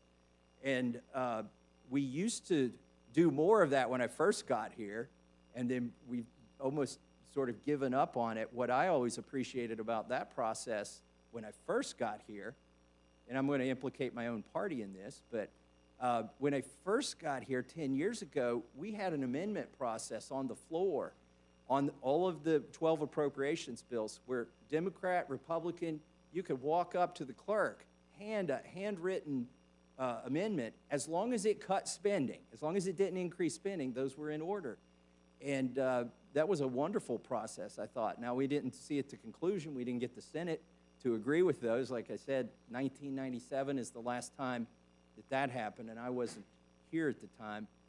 I'm wondering if anybody in the room was. But since then, we've never even got to a third of them done. And when I say done, I don't mean just in the House. I mean passed in the Senate and signed into the law by the president. Now, implicating my own party in this, when we went from John Boehner to Speaker Boehner to Speaker Ryan, we dropped the amendment process. And the other requirement for those amendments is they had to be germane. You couldn't offer some pork belly thing in the bill, and it couldn't increase spending, and it had to be germane. I'm glad that we're going to get back to that. The question for us, though, is the Senate going to come to the table? And again, my criticism is bipartisan here. When I talk about the Senate, I think we can all appreciate that. They're the real enemy most of the time, not the other party. Yes. So the question is, are they going to come to the table? And so the remarkable thing to me about this 1%, where everything is cut if people haven't done their jobs by then, is that it applies to the Senate too. Like the Senate is going to, I hope, is going to feel some pressure to work on 12 bills. Instead of sending us a giant omnibus bill the day before the government funding runs out and saying, pass the Senate version or the House will be responsible for the shutdown. Assuming that we do, I think we're going to get to 12 bills here in the House, and I think we've been promised an open process where we can all offer amendments, and I know that puts a lot of people in the crosshairs, because there's some things we don't always want to vote on, but up or down you vote, and then the bill comes out, and we'll send those to the Senate. I don't have as much faith in the Senate. Again, it's just not pejorative with respect to the party that controls the Senate. They just have a far worse record than the House of getting to these 12 appropriations. We've given it the team try since I've been here. Now we've never got it done because the Senate doesn't even give it the team try. They're going to have to try, or else if we end up on January 1st, 2024, with the CR that we will have to do, presumably because the Senate may not have their homework done. I hope after I give the speech, I do hope we get our homework done after implicating them. But, you know, on January 1st, 2024, that's a 1% cut. And we can't sit here on that day and point fingers at the other party, because we are going into this together. If assuming this passes on the floor, both parties have agreed. The pain will be to both sides. We're not taking hostages. You might consider this an abuse of the hostage by cutting it 1% or just. But I think that's important. I think it's remarkable that it made it into this bill. When we're talking about the save, limit, grow, what was limit, grow, save? I don't remember the name of the other bill. By the way, if you know me, I've never voted on a bill based on its name, so I don't remember the names. But while we're talking about differences, and I know a lot of people are disappointed, a lot of Republicans, maybe not Democrats, but a lot of Republicans are disappointed that many of the provisions in that bill, if not most of the provisions in that bill, did not make it into this bill. But there is one way in which I think this bill got better, and it is this 1% cut that we are all agreeing to if we vote for this bill, Republican and Democrat, come January 1st. If we haven't done our homework, and if the Senate hasn't done their homework, and if the president hasn't signed those bills, so everybody is going to be in this responsible for the outcome. And that is where the spending happens. Okay, we can try in the debt limit to say we're going to control spending. I mean, we're borrowing the money. This is like, I explained this on social media. This week, we're taking out a second mortgage to pay off the credit cards. But it's not until October that we buy the bass boat, the tanning booth, and the flat screen TV. Like, the spending of that money is going to happen to the degree it does happen on October 1st. And that really is where, if we want to control the overall amount of spending, and if there are policies or things that we don't see happening that need to happen, or if there are things that are happening that shouldn't be happening in the administrative branch, then that's our opportunity. I don't like this process that led to this bill. I'm not going to lie. Sending one person to go into a room with another person and no cameras there, and then they come out and say up or down, take it or leave it, that is not a good process. But that's not the process we're going to follow when we get to the appropriations.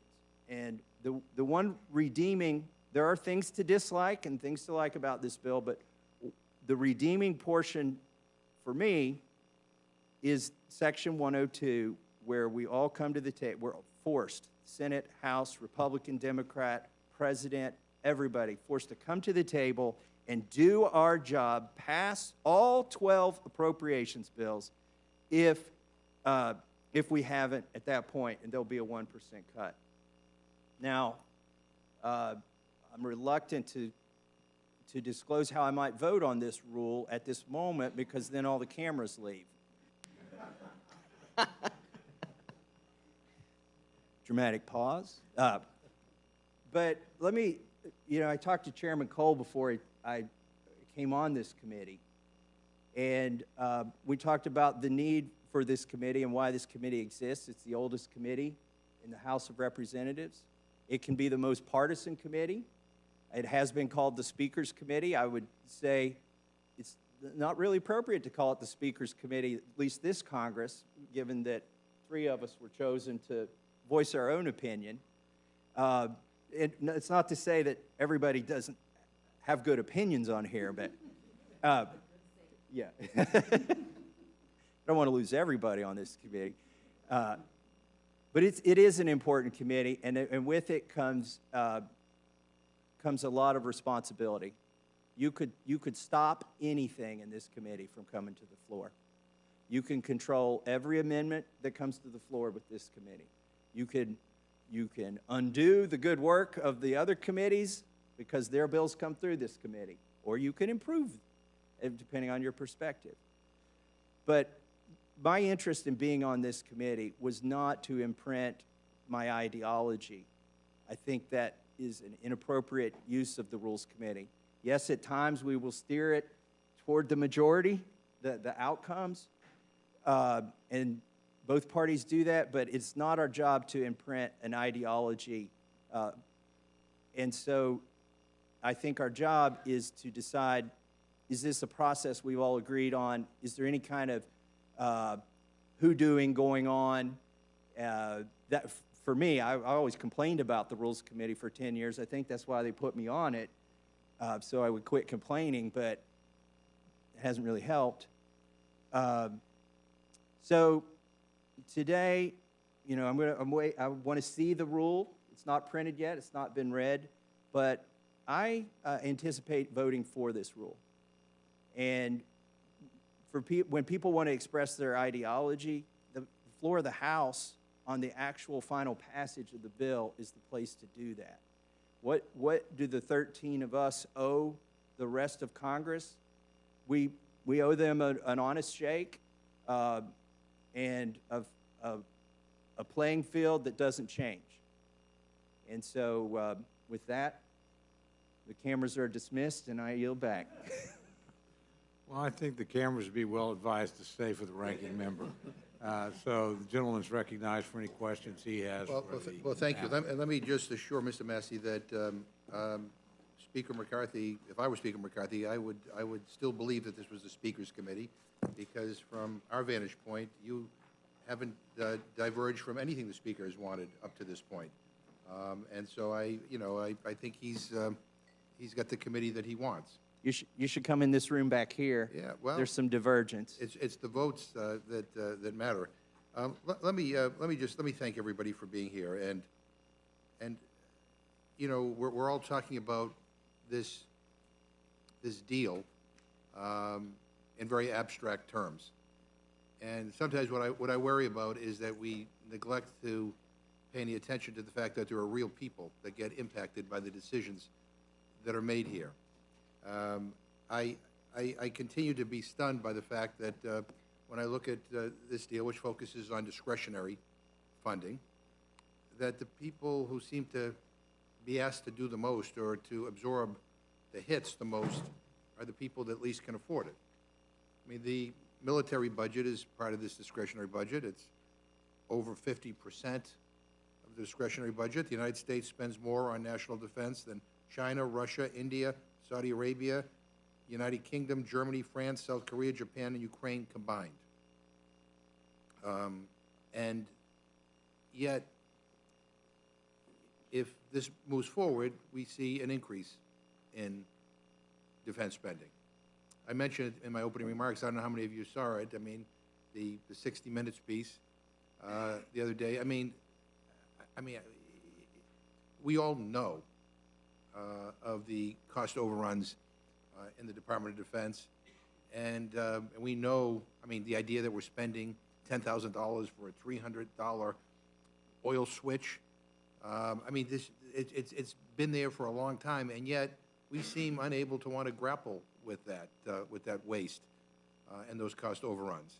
I don't know if it's the defense lobbyists or the campaign contributions or whatever it is, but somehow when it comes to the military budget, you know, not only are we not holding them accountable, but, you know, we say, we're going to increase it even more, we'll give you more. And I say that because, again, when I look at some of the items that are contained in this so-called compromise, again, I worry about, as I said in my opening statement, I worry about the most vulnerable people in this country, the people on food assistance. And there are some things in here that I give the administration credit. for helping to protect certain groups of people, people who are veterans, those who are graduating out of foster care, people who are unhoused. You know, they're not subject to these new work requirements. And by the way, there's study after study after study that says these work requirements don't do what anybody says that they're supposed to do. Doesn't encourage work. It just makes people, poor people, poorer and hungrier. And I'd like to ask unanimous consent to insert in the record a dear colleague letter that we sent out, a number of us sent out, that details those studies. Without objection. I'd also like to ask unanimous consent to insert in the record a statement from the Center on Budget and Policy Priorities entitled Debt Ceiling Agreement Reflects Improvements over House Bill, but harmful provisions remain. Without objection. And one of the reasons why, in my opening statement, I made a big deal about the fact that there haven't been hearings held on what these new work requirements would do to people ages 50 to 54, was because I think sometimes we don't appreciate how complicated this population really is. Not everybody fits into a nice, neat category. And since this bill was announced, I mean, I'll give you some real-life examples, and if anybody wants to assure me that these people won't be adversely impacted, I would welcome that.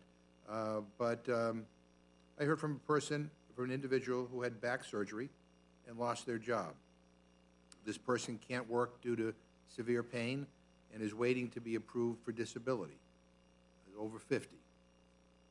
Should that person lose access to SNAP benefits? Because under this proposal, I think there's a very real concern that that person would be. And by the way, that person may ultimately qualify for disability, but all of us who do disability casework know that that process can be long and arduous. But should that person lose the benefits? Or I have a mom who works part-time for under 20 hours per week as a teacher's aide. When her kids were younger, she needed flexibility to take care of them. Her kids are now older, they're no longer dependents, and she's now struggling to find a second job that has hours that allow her to continue working her primary job as a teacher's aide.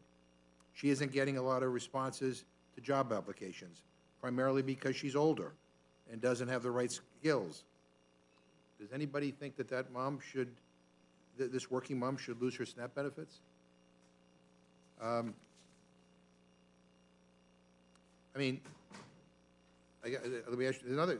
These are real life stories. I mean, about the wife of a veteran who was having a hard time finding a job because she had hip replacement surgery a few years ago and continues to suffer quite a bit of pain. Under this bill, she would be at risk of losing her food benefit, which would impact the entire household's food budget, including the veteran.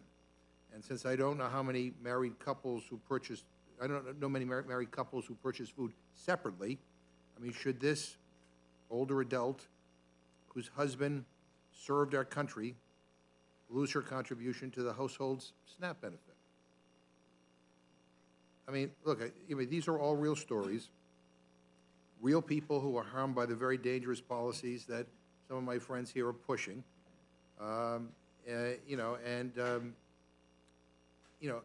People are going to fall through the cracks.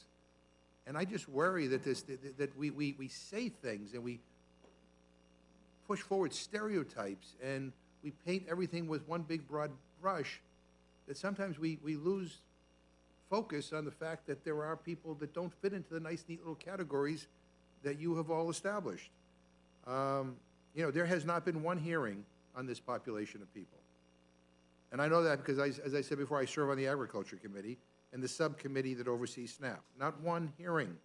And I say not one hearing the last time the Republicans were in charge, and not one hearing this time either. And we know why that there's no hearing, because a hearing would uncover a lot of these complexities that people living in poverty in this country face. It would make, I think it would expose how out of touch some of my friends are who are advocating for these policies with the reality that exists. And again, I don't know what the savings are by going after this population. I will tell you this, there will be real costs down the road. I mean, people who go without food, who don't have access to nutritious food, end up getting sicker. They end up in emergency rooms. There are all kinds of, they end up developing chronic diseases that we end up having to deal with for a lifetime. So, I mean, it's not like you're saving money, but we are doubling down on people in this country, basically saying somehow that they're the problem, that's where the savings needs to come from, the people who are the most vulnerable people in our community. And again, becomes even more difficult over 50. And it's harder to get a job when you're over 50. You may not have the skill set. Also, depending on where you live. If you live in a rural area that doesn't have public transportation, I represent communities in Massachusetts that are rural areas where there's no public transportation. You don't have a car? How do you get to a job training program? How do you get to, you know, the job that we all expect you to take when the benefits and the salary are not, you know, are not really much of anything. And so I don't know what anybody wants to comment, but it's like, you know, we've made all these statements, we have all these new provisions, and none of us have done the due diligence to find out whether anybody will be adversely impacted. And I just don't know how we can feel comfortable moving forward when, I mean, we haven't even done a hearing on this stuff. I don't know if anybody wants to say anything, Mr. Thompson? I do. You're absolutely correct in every point that you made. I just want to emphasize the fact that we're here on a compromise bill, and we can't lift people out of poverty, and we certainly can't make sure everybody has the food that they need if we allow economic apocalyptic outcome that we would see if we don't do this compromise. If we allow the economy to crash, nobody's going to get lifted out of poverty, and nobody's going to get anything to eat.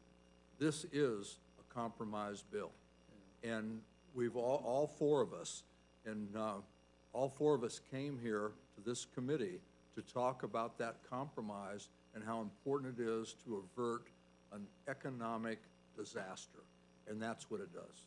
And I appreciate. But you're spot on. And I appreciate that, and we all want to avert an economic disaster. It just seems like, why do we have to avert an economic disaster by disproportionately burdening the most vulnerable? I mean, why can't we have a provision saying no more $10,000 oil switches for the Pentagon, or that we need a stronger audit of the Pentagon to make sure that we are not wasting all this money, on cost overruns on things that contribute nothing to our national defense. And yet, I mean, we have expanded work requirements, which we know don't work, and we have done it to a population that is particularly vulnerable, and it's just kind of rotten that the people who least can afford to bear the burden of this agreement are the people who do. Yeah, I mean, we should be able to solve this crisis, be able to lift the debt ceiling without increasing hunger in this country. We ought to be able to do it without making poor people poorer. We ought to be able to do it, without, I mean, these cases that these are real-life cases, and quite frankly, when this becomes the law of the land, these people are going to lose they're not going to get they lose their benefits. And I don't think any of us really want them to. I hope we don't. But that's kind of where we are. And so I appreciate, we'll see how all this plays out, but, look, everybody here wants to avoid a catastrophic default on our debt, but at some point, we have to stop going along to get along and allowing poor people and vulnerable people and people at risk always being the ones to say, okay, you're the ones who are going to take the hit. I just think that that's one of the most troubling things of this. And I praise President Biden. I praise his administration for being able to negotiate some of the concessions to protect some of these groups of people, the veterans, those graduating out of foster care, people who are unhoused. I think those are the least we can do. But I just worry in practice we're going to see hunger increase in this country. Ranking, Yeah. ranking member? Yes, I yield to the gentlelady. You know,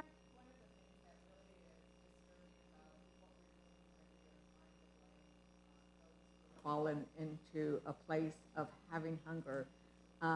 And is that when you start cutting people out, we're not going to start putting them back on. So when we're in this point now where there's a certain sense of meanness, I mean, what you're pointing out when you think about the people you've talked to is that as the elected leaders, we are kind of, there's something that is distasteful because it feels mean. And sometimes it's really hard, and it's really hard to start saying that was wrong and to get these people back on so they're not hungry in America. I mean, thank you for raising the individual cases and what it looks like on the ground. Yeah, I know, and I,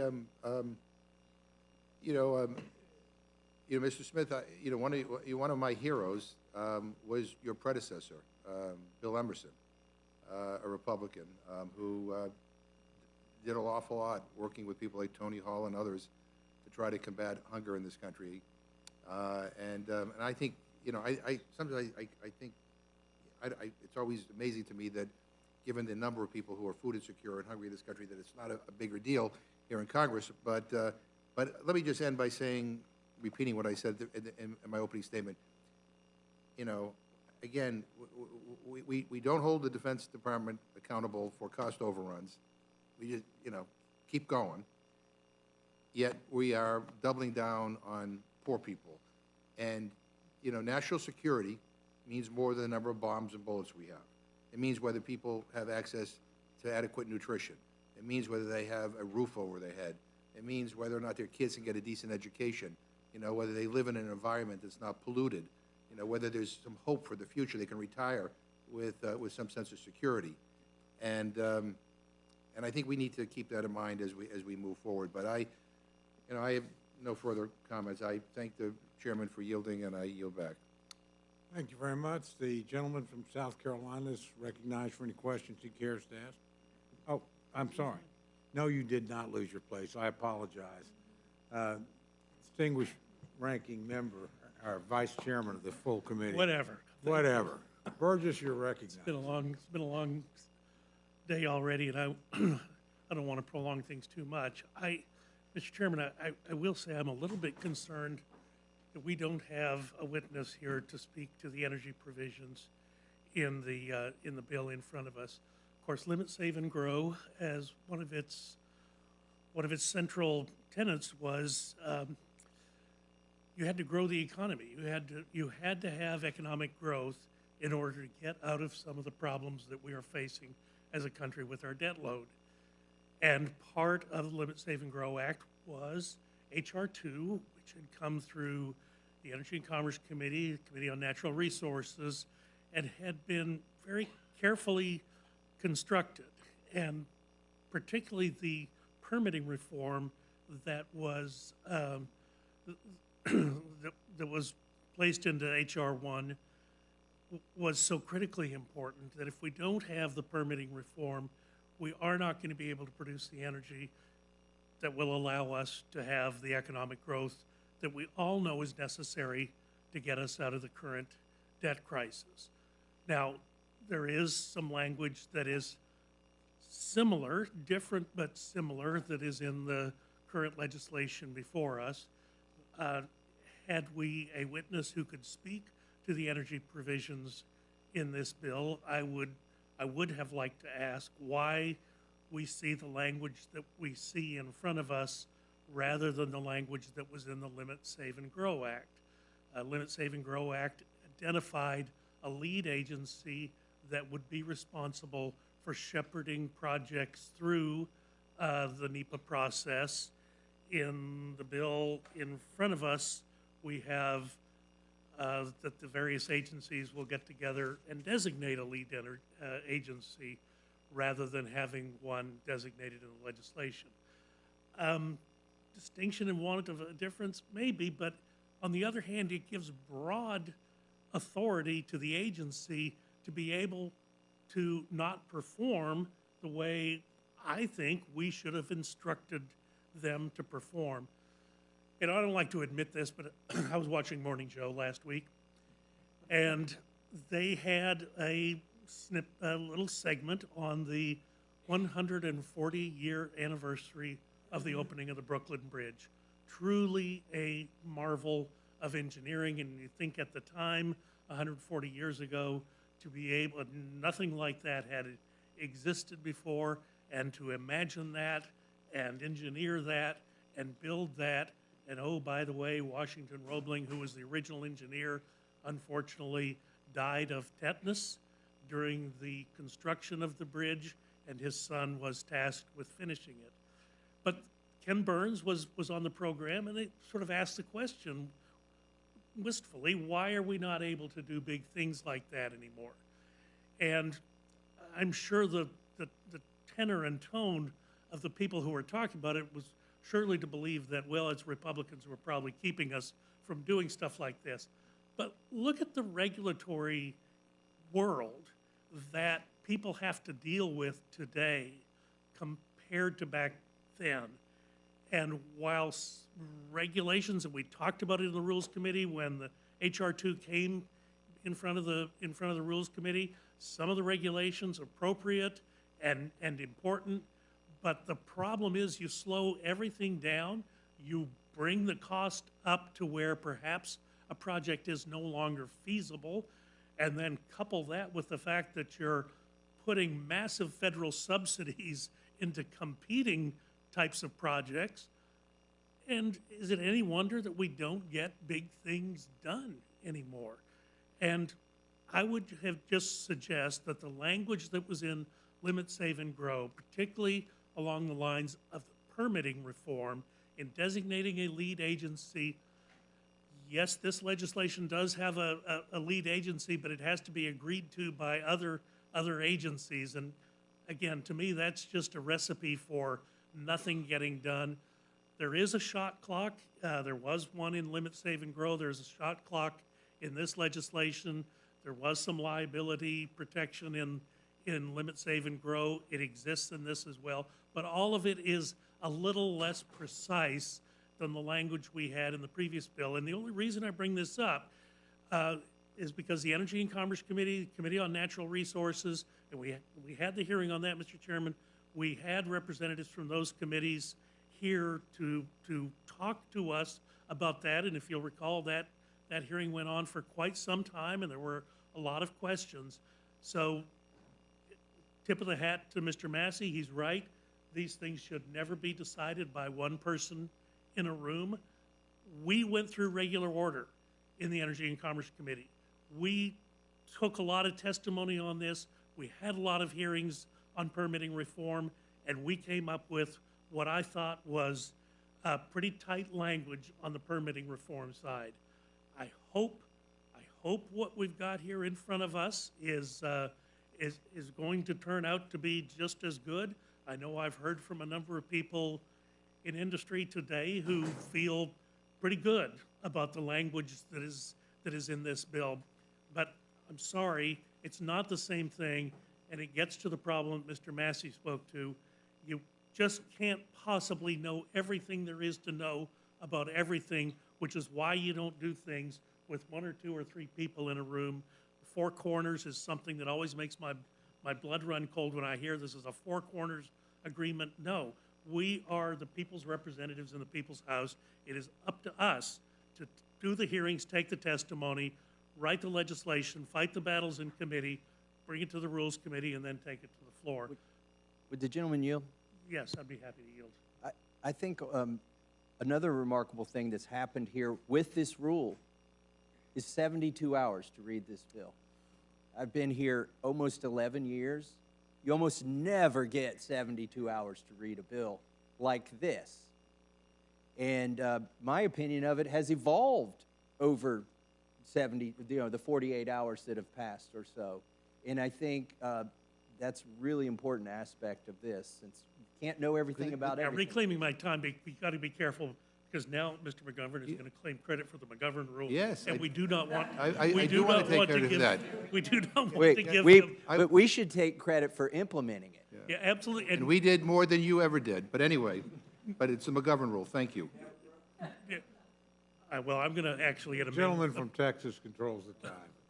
I'm going to ask to amend the bill to make it now the Massey rule, but, and Mr. Massey is quite correct. We've never had that ability to say, you got to do the appropriations. If you don't do them on time, you get an automatic CR, and guess what?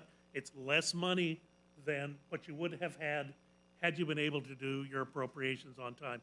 That is a failing of this House, and yes, Mr. Massey, I was here when we used to do appropriations under open rules and come to the floor with a big chief tablet and a crayon, and you could scribble out an amendment and have it heard on the floor, get to talk about it for 5 minutes before you had it voted down. But that was that was a way of allowing the people's representatives to actually participate in the process.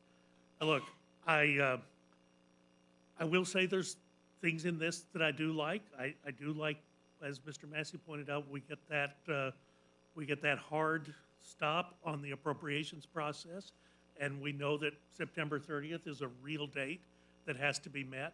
Too many times we have allowed ourselves to skate past it, both parties, say the dog ate my homework, and we gave ourselves an IOU till some point after an election somewhere.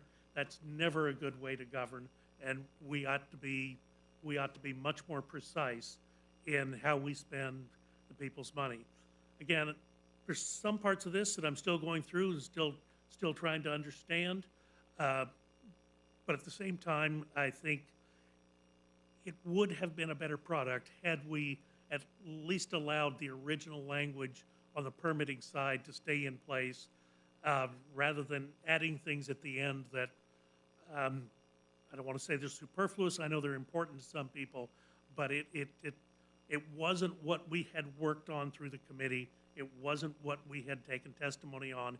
It wasn't what we had voted on in committee. But thank you, Mr. Chairman, and again, I apologize for being late today. Through the miracle of the C-SPAN app, I was able to hear all of Mr. Nagusa's dissertation when he had the floor. So thank you, and I'll yield back. Thank you very much. Now, I should say, if any member of the panel wishes to comment on the energy provisions, I'm happy to hear what you have to say. Without commenting on particular provisions, I think there's a lot of issues regarding permitting that we talk about. But one of the things I just wanted to highlight as we look at from an economic growth standpoint, I mean, we see so many things. A lot of federal investment that's being made, and if you can't get those projects implemented, you don't have the American jobs, and therefore you don't have the tax revenue, which will solve some of our problem with our deficit. So it's good to have some of those provisions, and we just, as you said, this bill has, it started off with some particular provisions in limit, save, grow, and it's not as good in a lot of areas that we would have liked it to be. Well, without a robust energy sector, it is hard for even someone as capable as the American farmer, it is hard for them to overcome all the obstacles that we put in their way. And as the famous Charlie Daniels song says, if the man don't work, the people don't eat. Thank you, Mr. Chairman. I'll yield back. thank you very much. Gentleman from South Carolina is now recognized for I any questions. won't belabor the point. We've been here a long time. Let me just say, Mike, I echo a lot of your opinions. I'll be a little bit stronger, though. This bill is smoke and mirrors. You know, never are we talking about the interest on the existing debt. Forget everything else. $32 trillion, $1 trillion is $30 billion if you 3% interest rate. $1 billion. Do the math. It's going to exceed just the interest. That's where I don't understand where we're coming from. I voted for this bill because it started us in the right direction. But, you know, to solve the problem with this bill, I get why the Democrats are voting for it. They're going from never voting for us when we put it up to now, because they're getting pretty much what they want. We should have walked away when President Biden was waiting 100 days, going to Japan and God knows where else. We should have called his bluff and said, when you get serious, when you put it in writing, we will be back at the table. Until then, don't play games. I don't want photo ops. That's what's so frustrating about what we're doing. Don't tell me, and I hear it all the time, well, it's not going to pass the Senate. I'm not in the Senate. I don't have the control of the Senate. Well, we'll do it tomorrow. Today, this is today. This is our shining moment to face it. The reason the voters kicked the Democrats out is for mismanagement. Granted, it's a small majority, but we got the majority. We can do it. And to back up on, and Chairman, Jason, I agree, it was a good first start. We gave it all away. I don't buy Janet Yellen for a minute. She's changed the date 3 times, and I told the chairman this. She changed the date. The D-Day is June 1. No, it's June 5th. No, it's June 8th. I mean, give me a break. I was born at night, but not last night. And, when I see us giving a rogue administration what he's done on this for our country, I don't know how we walk it back. Mr. Governor, I like you as a person, but when I hear you talking about help the poor, help bring people out of poverty, what about those poor people coming over the border that are being massacred every day from starvation? What about the children that have fentanyl is killing them, 100,000? Where's your meetings on that? Where are the hearings? What about those people? What about, I'll give you. You're in charge. We don't get to call hearings here. You do. No, you can bring them up, and this didn't start. This started under the Biden administration. The Pelosi wouldn't bring it up because she just, I guess, wants to ignore it and get as many people in here on the public dole. But no, this is a smoke and mirrors. That's my real issue with it. If we really were serious, we would stick to this. It's not that much. And Chairman Smith, I guess the linchpin for me is when we gave this administration no limits on the debt. He could go to any limit. He could go to any amount he wanted. We had $1.5 trillion until March of 24. Now we're giving him till 25. I don't understand that. The only people happy with this are China, who is continuing to buy debt, and then the Biden administration, which is going rogue on spending at every level. We spent $10 trillion in 2 years. So why are we not? Am I missing something? Representative, the bill increases the debt limit to a date and not an amount. Where the debt is created is by what Congress appropriates. And so as we move forward in appropriations, whether it's the discretionary spending or whether we do changes to the mandatory spending, will all rest on future Congress activity. All this bill does is state the date as January of 2025. Does it not concern you? He stated his position, the president has. Clean debt limit, no cuts, not $1.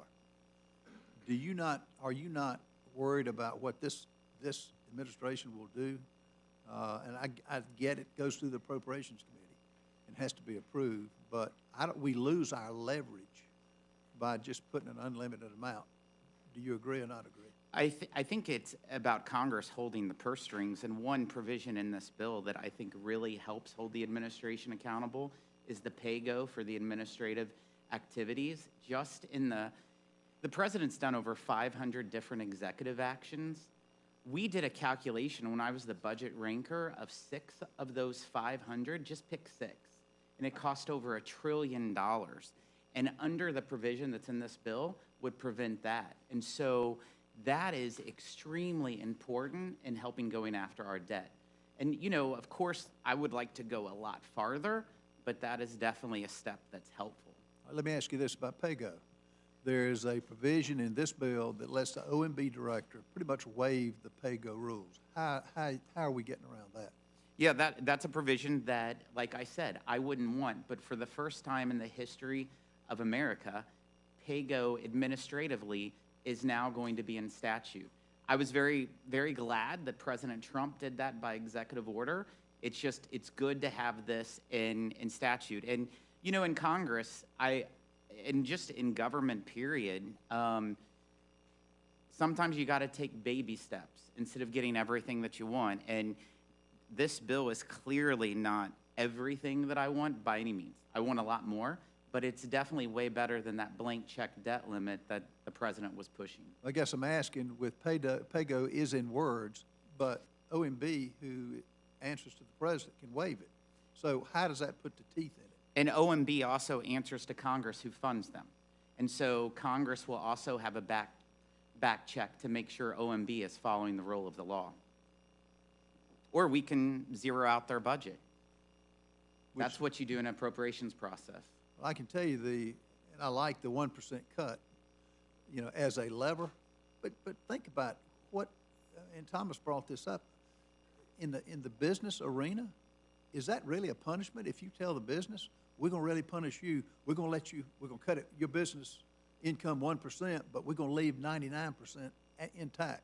What kind of insanity is that? I mean, you cut, only in government can you not cut 1%. You ask that family that's being cut far more than 1% with what they're paying for gas, with what they're paying for food, with what they're paying for housing, it's a complete joke.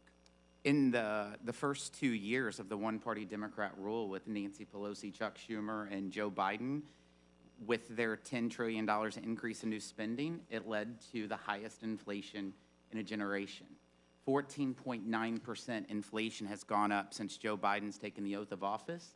So that means every American, every working class member has lost 14.9% cuts because they have to pay more to put food on their table, clothes on their backs, and gasoline in their cars. So All self-inflicted. very, very, Every very bit of it tough. self-inflicted. Well, you know, as we debate each item, and I'm not gonna bore you with going down through them, but I am amazed on the work requirements. You ask the average family, business, boy, they're really tough, 20 hours a week, some of it voluntarily. And Ron, I don't understand. I mean, yes, we got it in TANF, yes, we got it in SNAP, but oh, by the way, Medicaid, taking it out. Because as Ms. McGovern says, work doesn't work. You tell that to the average family that goes to work and puts in far more than 20 hours a week. It's insanity. I didn't say that. You said work doesn't work. I didn't say work doesn't work. I said the work requirements that Don't we work. have in place are not resulting in more people going to work and getting a job because their lives are complicated. That's what I said. What's the difference? The difference is work works, right? I mean, but the work requirements on a lot of these vulnerable people, I gave you examples, of people who have had surgeries or are in pain, who can't quite get to the 20 hours. And The exclusions on that. no, there are not exclusions on that. Yes, There there not. are. No, there are not. There are not. I'm happy to share them with you. But contrary to what the stereotype is, no, these people are not lazy, and their lives are very complicated. They're getting a government paycheck. Yeah, $6 Work a day. 20 hours, reclaiming my time. 20 hours is a bare minimum. This is what builds confidence. This is what gets you off the government payroll. That's where we're in two different universes. We are. You're in a different you've universe got the- entirely. Thank You've got a view that work is bad. I'm sorry. America was you. built I did on not work. say that. Please do not misrepresent what I said. Thank you. I'm saying exactly what you're expressing in so many different terms with a lot of different words. But there's no need to go any further on it. I wish we had a real bill that was going to make a difference. We did in the original bill. This being watered down is completely, takes the teeth out of it. And I see why the Democrats are voting for it. I see it now. I yield back. Thank you. Gentleman from Texas is recognized for any questions he cares to pose. I thank the chairman. Mr. Boyle, Standard & Poor's reduced the United States long-term rating to AA+. In their report, they say the downgrade reflects our opinion that the fiscal consolidation plan that Congress and the administrative recently agreed to falls short of what, in our view, would be necessary to stabilize the government's medium-term debt dynamics. Do you agree or not? Well, I wasn't here in Congress in 2011, but what I do know is there's no question the reason for that default and the reason for that downgrade was because we came so close to default for the first time ever. Mr. Smith? Yeah, I'm glad you brought that up, Representative. In other words, the only major credit downgrade that we've ever had was because we weren't doing enough to manage our debt. We never defaulted. There was never a default. It's just they downgraded because we weren't doing enough to manage our debt. The subsequent quote was making them, quote, pessimistic about the capacity of Congress and the administration to be able to leverage their agreement into a broader fiscal consolidation plan. In other words, they didn't believe that we would do what is necessary to get our fiscal house in order. I guess my question right now is, and the thing that I'm struggling on a nonpartisan basis, is whether this plan does that. And that's, I think, the question the American people want to know. Are we actually taking a step right now which will actually make our fiscal strength return again? And I'm asking just a general question, like just quick, I mean, yes or no? Do you guys think this bill, you guys are all advocating for this bill, will this bill, if we pass this bill, is this going to restore fiscal health to the United States of America? I would just say, in regards to, I would best illustrate it to our country's finances is like the Titanic. And you got to start moving the ship before you hit the iceberg. And this does help us start turning the ship. Does it turn it fast enough or far enough, as much as I would be happy to do? But we could probably turn it a whole lot faster if we had a different person in the White House and different control in the Senate. But it does turn it, but just maybe not as fast as all of us would like to turn it. Mr. Estes, you wanted to I would go even further. I think this bill, as I've said repeatedly today, is a compromise that will help us avoid economic disaster. Whether or not we can do what we need to do in order to get our fiscal house in order is dependent on each one of us. I don't think you can say, well, we got pay-go for the administration, but we don't have pay-go for the tax side in the House. We've got pay-go for the expenditure side on the programs, but not on the tax side. So we've got to be able to do everything, and we've got to be able to put everything on the table and look at everything and consider everything and act on everything collectively. Mr. Thompson, if I might follow up real quickly, and I'll go down the line so you guys have a chance. Is it your position, I'm asking genuinely, that the current 19.6% of GDP revenue is insufficient? I don't think I said that. What I said was there's more than one way to spend money in Congress, and that needs to be understood. Okay, I guess my question, though, is on the tax side, because I hear a lot of my Matt? colleagues on the tax side. Yes, May I address that specific point, because I know you've referenced this in our budget committee before. That statistic is out of date. It's actually fallen to 17.7. There was, for a brief period, it was at that elevated level. Unfortunately, we're no longer there. It is back to more the historic norm of 17.7. My understanding is 19.6 is the 2022 level. We can talk about where it is in 2023, but the last data we have from 2022 is 19.6%. And by the way, even if it were 17%, that would be the historic average, as opposed to the 19.6, which would be in line with the high from World War II in 2000. Mr. Estes, you wanted to jump in? Yeah, I was just going to address your original question around whether this bill helps our fiscal house. It does help our responsibility to manage our finances. However, I will say this, the Limit, Save, Grow Act, which I voted for and supported, was a much better bill in terms of getting our economy moving forward and focusing on how to get our spending more under control. And it would be much better in doing that in terms of answering your question. Well, thank you for that. And look, I think this is an important conversation for the American people to understand. We're not going through, a full committee discussion, so this is going to be about it, right? And we'll get down to the floor if it gets to the floor, and then we'll have, 2 hours equally divided or whatever it is that's decided in the rule, and then there'll be some speeches and some whatevers, and then everybody will try to get back for the week, right? That's the way this is going to unfold. And that's going to happen for something that is going to increase the debt limit by roughly $4 trillion. So I guess my question here is if we're looking at a debt ceiling increase, a debt limit increase, until January 1st of 2025, it is therefore technically uncapped. And to Mr. Smith's point, it then is okay, we've set a date, and now we're just going to do our spending thing that we do. And there's no real brakes on that besides ourselves, which has never proven particularly fruitful for the American people. And so we're going to have a date, and by most people's accounting, it's going to be upwards of $4 trillion. It could be high threes, it could be low fours, kind of depends on what we do through the appropriations process. But we're doing that, and by the way, we're doing that into a lame duck, which then leaves to the Secretary to make determinations about what is going to follow with respect to extraordinary measures, and make a decision based on a political outcome of the election in November of next year, then what we do.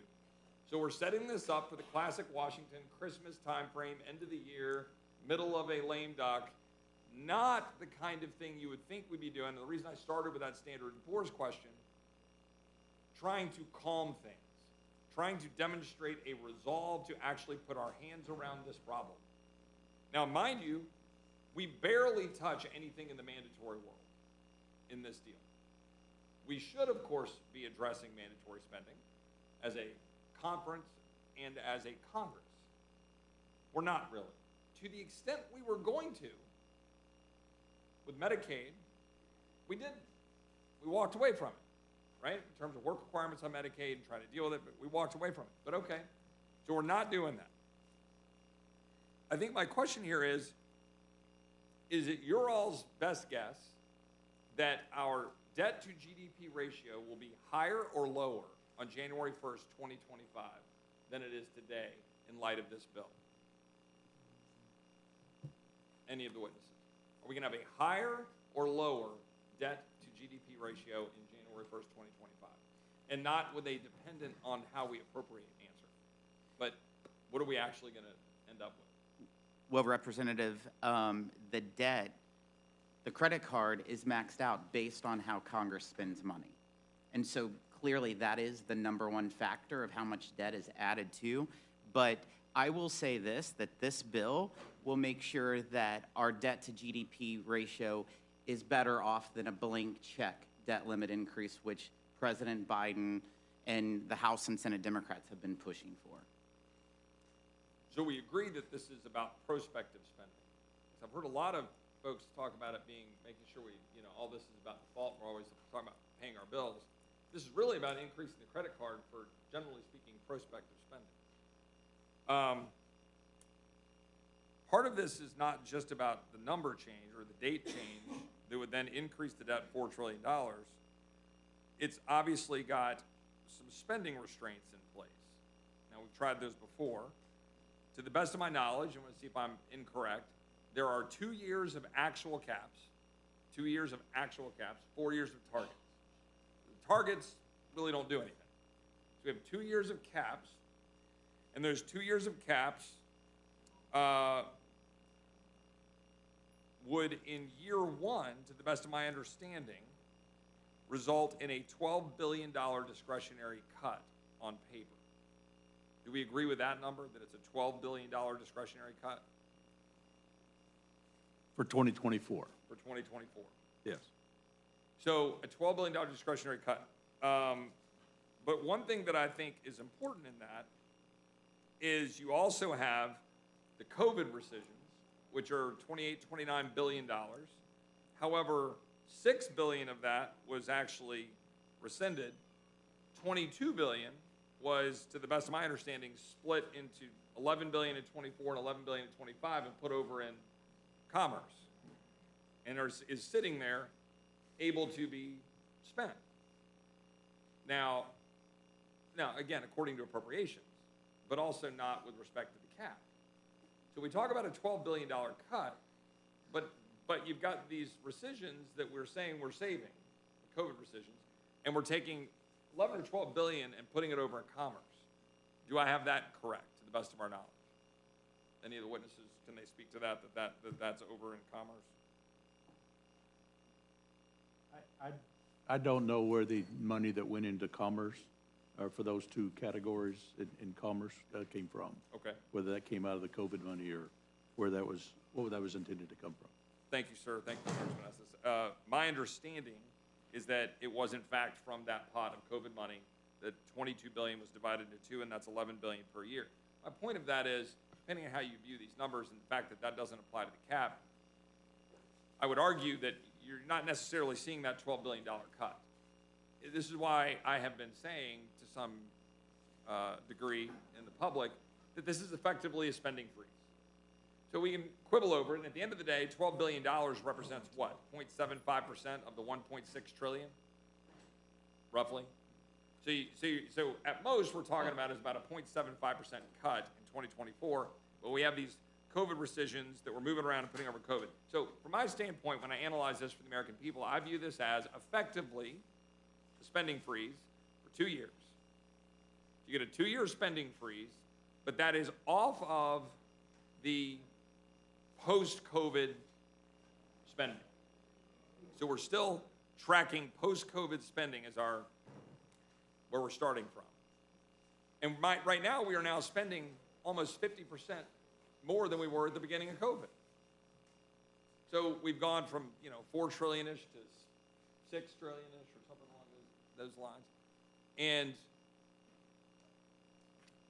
in a post-COVID environment, we're now going to say we're freezing spending. So we're, as some articles have said, bending, the curve down. So we're bending the curve down off of the higher COVID levels of spending in order to extract an agreement to push the debt ceiling all the way to January 1st, 2025 in the middle of a lame duck, which by most accounts would amount to maybe 4 trillion-ish of increase. And I'm trying to figure out how that's good for the American people. That's what I'm trying to figure out. That's not exactly ratcheting back our spending. This is like watching the Indy 500 on Sunday and like you're going 240 down the stretch and you're going, oh, the curve's coming up and I'm just going to let my foot a little bit off the gas. You could go barreling right through the curve right into the wall, and that's what we're doing. We're not making the substantive transformative changes necessary. We already acknowledged here, I think on a bipartisan basis, we're not touching mandatory spending in any significant way. I actually am fine with that in the current circumstances of this political environment, but I think we ought to be on a bipartisan basis actually sitting down to roll our sleeves up and address mandatory spending. Unfortunately, my colleagues on the other side of the aisle, their only response ever to that is taxes. Literally, that's the response. Say, okay, well, let's talk about all that. Let's talk about overall revenue to the Treasury, and then talk about what we're going to do to reform mandatory spending. But we don't ever do that. But put that aside. In discretionary, we're talking about a freeze in spending post-COVID. And I think that I think is what a lot of the American people are concerned about. To the extent that I'm trying to put any meat on the bone of what my friend from South Carolina said about smoke and mirrors, is, these cuts, we're going to save $2 trillion over 10 years. Well, when the CBO says that, and I think this is correct, right, they are assuming that we're going to spend at those levels that are capped and the targets, which are not, of course, in law. They're just targets. So the $2 trillion is, like most things in this town, a fiction. It's just saying, well, if you guys do something remotely responsible like this, you'll save $2 trillion.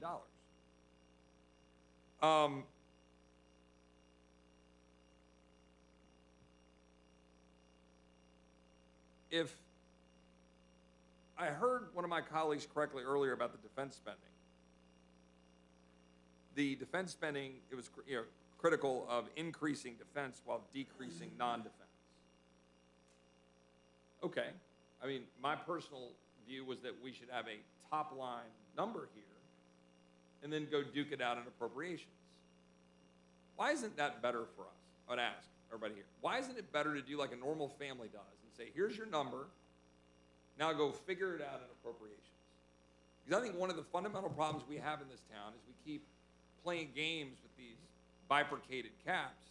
And we go, okay, we're going to have 704 for non-defense, and we're going to have whatever the number is, 800, whatever it is for defense. and you just get them sitting there. Why shouldn't we have one single cap and then duke it out in appropriations to figure out what's in the best interest of the American people? On both sides of the aisle, I'd be quite, any reason why that wouldn't be a better way to do things? I think that would be a much better way to do it. I'm a big advocate that we ought to be following regular order and following the process of having the Budget Committee develop a budget and then having the Appropriations Committee and as well as the authorizing committees do their work and then move forward.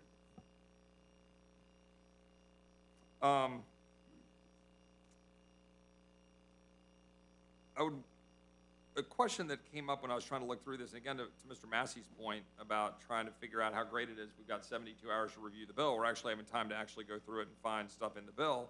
Even though it's 100 pages, it touches thousands of pages of code and complicated issues, so you got to go through and figure it out. And I still don't know all the answers to all this stuff. I'm trying to figure it out. 3 degrees, and they're pretty useless at this point, trying to sort through all this stuff. But right now, the claim is that it provides just $704 billion for non-defense. But if I understand things correctly, the agreement is such that 2 things are true. One, I already pointed out the COVID money, that there's $22 billion, I think spread out over 2 years, sitting there to be able to be applied back to backfill some of the NDD spending. So again, this $40 billion reduction in non-defense discretionary spending can in fact be backfilled by the COVID dollars. The second issue is that I believe there's IRS money that if it were to be claimed, in addition to the $1.4 billion out of $80 billion of IRS money that has been set aside this year, leaving $78.6 billion of the IRS expansion to go after poor and minority at a 3 to 5 times greater rate than they do everybody else, that if we're not going to go pull out the rest of that IRS money just because we should get rid of it, instead what we've said is no, we'll allow $20 billion of that to be set aside to then go out and then again backfill non-defense discretionary. So when my colleagues say it's a $40 billion reduction in non-defense discretionary, I would say, well, kinda, right? But that's, people hear that and they think, well, we want to get rid of that IRS expansion, but we're actually reducing non-defense discretionary, saying, yeah, but we're setting this up for a backfill of the non-defense discretionary. Now, you might say, great, I want to move that $10 billion out of IRS expansion that was already sitting there, claw that back, and then go put it over here in the non-defense discretionary. Am I missing anything in all of this, or is that an accurate reflection of what we think is actually in the bill? Do we know? I mean, again, I'm asking because we're trying to figure all this out. You guys know?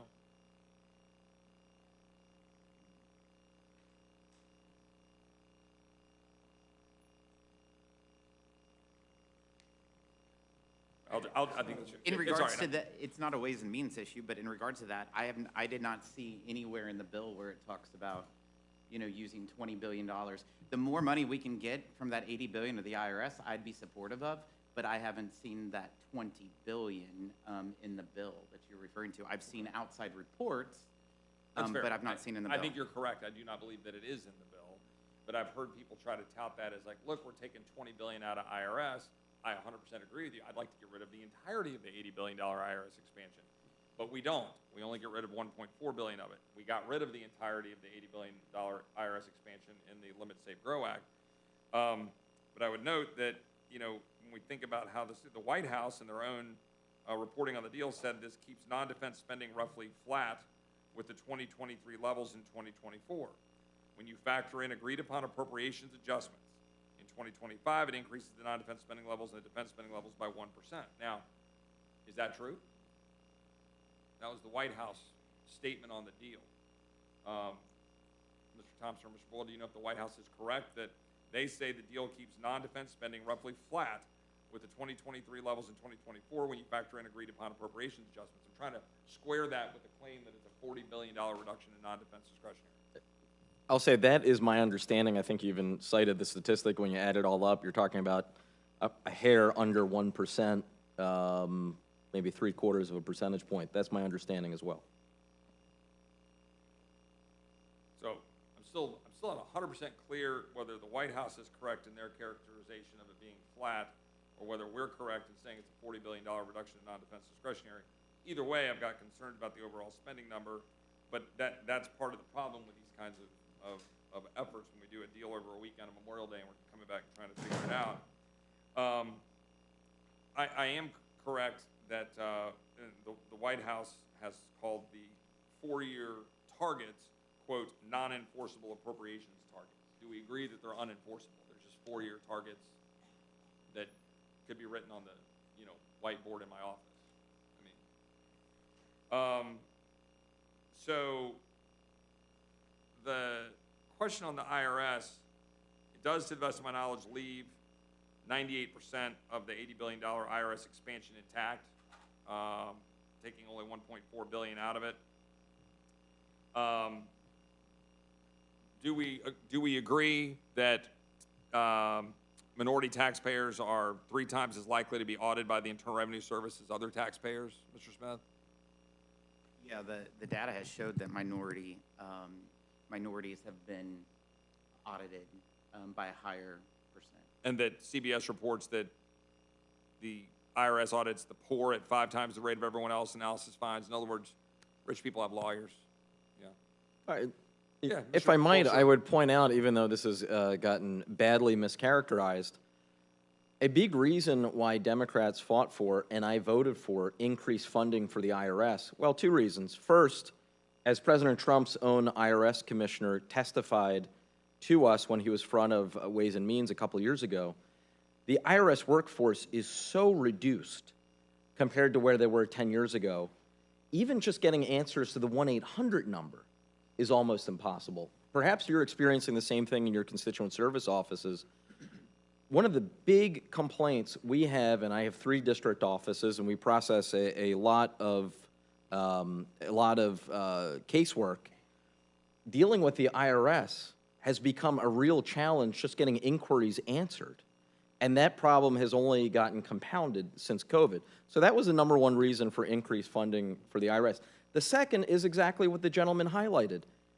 It is cheaper for the IRS to audit low-income taxpayers because their tax returns are not nearly as complex as those in the wealthiest 1/10 of 1%. That wealthiest 1/10 of 1%, if I can just finish, have much more complex returns that require more agents, and particularly agents with real accounting expertise. That's wrong, and that's part of why we did need to boost funding for the IRS so they can bring more fairness to the system. That's fine, but wouldn't the answer be, 1, to simplify the code, and 2, to make sure that the IRS is doing what they need to be doing efficiently? Now, I say this as a conservative whose dad worked for the Internal Revenue Service for 20 years. Actually know quite a bit about the Internal Revenue Service, inside and out. Mr. Smith, do you have a response to that? Yeah, I will just say in the Limit Save Grow Act, we rescinded $72 billion. We left $8 billion of the $80 billion that the IRS highlighted for customer service and for updating the technology. So Republicans made that as a priority of technology, customer service, but we wanted to eliminate the $72 billion. The bill, as we said, rescinds the $28 billion of COVID funds. I'm correct, though, that it leaves a significant chunk of the COVID funds intact, as opposed to rescinding all of the COVID funds. Again, we've had hundreds of billions, trillions of dollars of COVID funds. A remaining $50 billion is left, and we couldn't even rescind all of that. We rescind $28 billion, but we leave billions untouched. Some of the examples of funding left untouched include billions for things like vaccines, testing and mitigation, and genomic sequence and surveillance. The Limit Save Grow Act would have rescinded every single remaining dollar of COVID. I'm correct, right? We do not rescind every single dollar. We leave some intact. Is that right? Yeah. Yes, that's right. Thanks, Mr. Estes. Student loans. This bill, to the best of my knowledge, simply restarts student loan payments after President Biden had frozen payments. President Biden's already planned to resume student loan payments on September 1, I think. Is that correct? Do we know? It is September. I can't recall if it's exactly September 1st, but it is September. So we're completely relying, essentially, for those of us who believe that the student loan bailout should be rescinded, we're relying on the United States Supreme Court to overturn, effectively, the $500 billion student loan bailout.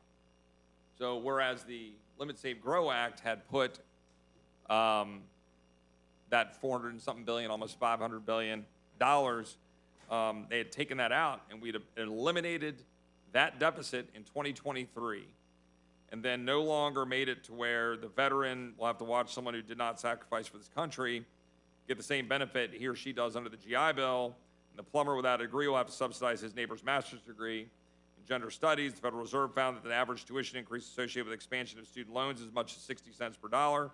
According to Brookings Institution, households with graduate degrees held 56% of outstanding education debt in 2019. 87% of Americans do not have federal student loan debt. Speaker Pelosi herself said, quote, people think the President of the United States has the power for debt forgiveness. He does not. He can postpone, he can delay, but he does not have the power. That has to be an act of Congress. My point of that is we have a chance here to right that wrong, and we're not. We're punting to the court. And I just think everybody ought to know that. I had a question here with Mr. Scott from Virginia a week or two ago when we were debating the CRA on student loans. With all due respect to our Republican colleagues, it's really easy to pass a CRA. You know it's going to die in the Senate. The president's not going to sign. It's a lot harder to fight for it in a bill. And we punted. We punted because we punted to the United States Supreme Court. We have an obligation to defend the Constitution of the United States, and we're not doing it. We're taking a pass. And instead, as I said to Mr. Scott, my wife, who was a product of a single mom, went to Texas A&M, went to the University of Texas School of Law, took on debt, has worked her whole life the last 20 years, balancing being a mom, working to pay off those student loans, got it down to almost nothing. And we're just going to write $500 billion and say, here you go. And oh, by the way, we're doing that by an executive fiat that is unconstitutional. But we're going to punt our Article 1 responsibility to hold the executive responsible. We're going to kick it to Article 3. I don't see how that's something that we ought to be doing. The Secretary of Education has said, straight out that they're going to move forward and try to do what they can to continue doing the programs the best they can. The work requirements. The bill contains work requirements that do not include Medicaid. Is that correct? That's right? Now, Medicaid would have been the part that would have really significantly driven the effectiveness of work requirements, right? It would have been a more extensive and a larger both fiscal benefit and would have reached more people. Is that right? But the administration fought us on it, and we took a deal that didn't include Medicaid work requirements. So all this bill does, to the best of my understanding, is increase the upper age limit for existing work requirements for SNAP from 49 to 54, which, yeah, I mean, I'm in favor of that. But it strikes me as hardly something that we should be trumpeting as some massive reform with respect to work requirements. Relatively speaking, minor tweaks to the TANF program. There's a number of exclusions that are included for better or worse, but the fact is, in terms of the total application of numbers, it's going to be, 150-something thousand people by the time you net out exclusions out of the people that are added. Strikes me as a whole lot of bluster and a whole lot of discussion for, quote, work requirements in a bill that's going to increase the debt ceiling effectively $4 trillion. I would note that OMB Director Shalonda Young said, quote, we're not going to compromise our values, our work reforms. They are in the bill, but mind you, we've got new exemptions in the bill. There's clearly an effort by the administration to not want to apply the work requirements. The regulations my friend from South Carolina was talking about in the REINS Act have a weak administrative pay-go provision that is easily waived by OMB. Now, I know we think it's great because this is something that came out of the Trump administration by my friend Russ Vought, the former director of OMB, in terms of the structure. But the fact that it can be waived strikes me as a critically important problem. And I think Shalonda Young said, quote, if that waiver is deemed necessary to make sure President Biden's agenda is carried forward, we're going to use that authority, end quote. That strikes me as a fairly ineffectual regulatory reform. And a lot of folks on my side of the aisle have been talking about it having a $1.5 trillion impact because they went back and added up previous abuses of regulatory reform. And I would just point out that with that waiver, and as Ms. Young pointed out, they're going to use that authority. permitting. This is one that I find particularly problematic. I would associate myself largely with the remarks from my friend from Texas, Mr. Burgess, Dr. Burgess. Look, I'm for NEPA reforms, 100%. We need them for road projects, transportation, but particularly for our energy industry.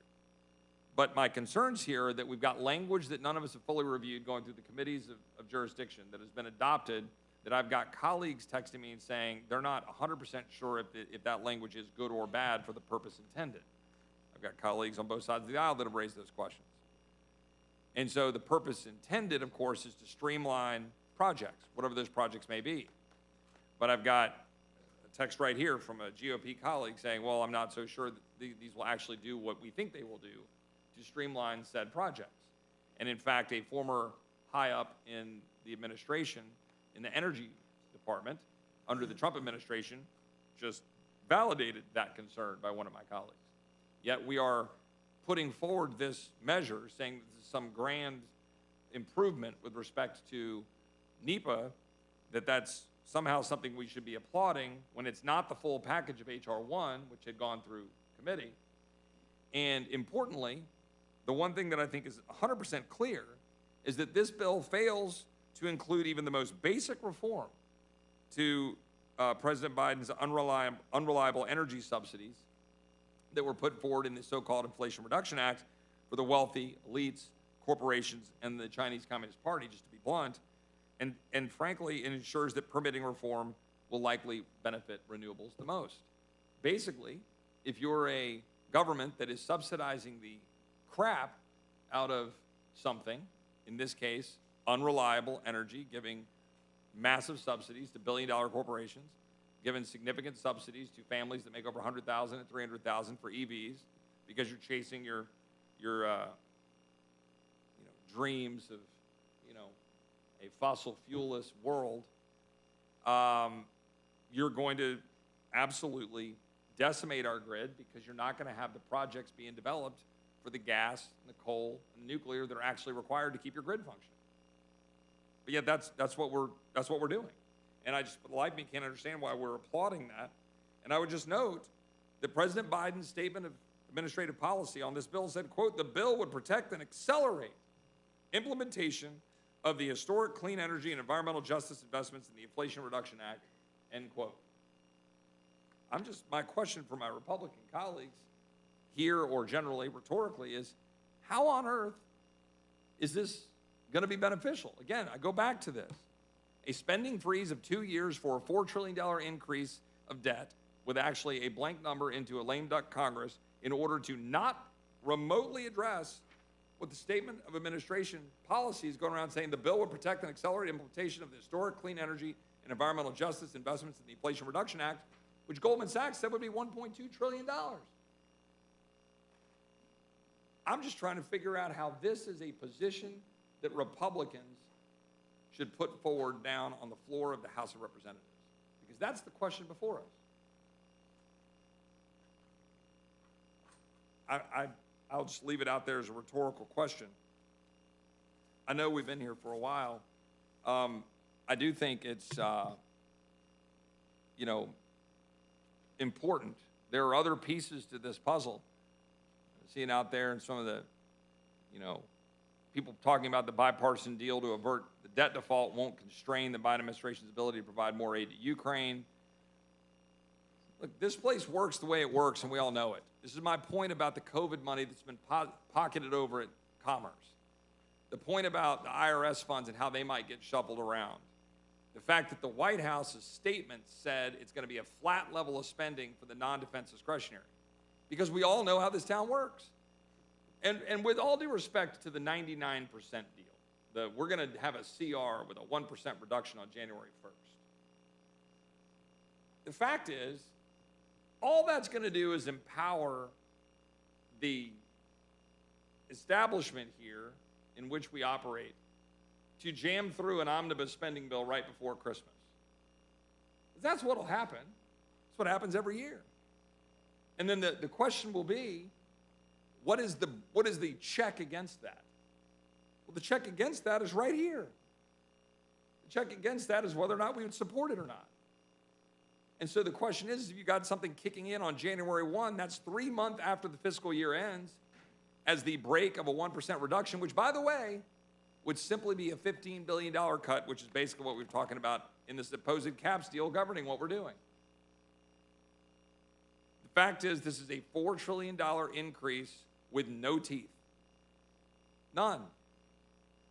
We're still going to come back and have an appropriations battle. The likelihood of getting appropriations bills passed by October 31st, September 30th, October 31st, November 30th are pretty slim based on past history, either side of the aisle. But we'll go through the process. Hopefully we'll navigate through it. But if we don't, the fact is there will almost certainly be an omnibus effort.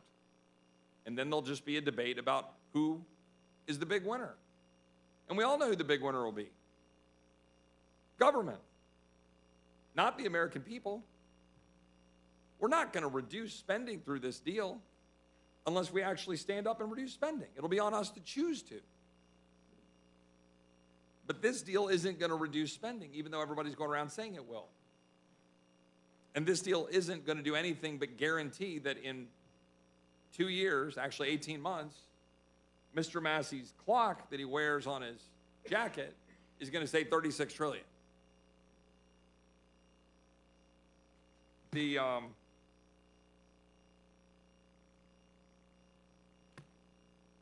last point that I'll make is just, I've talked about the statement of administration policy, is there's a significant number of folks who have been out talking about this bill.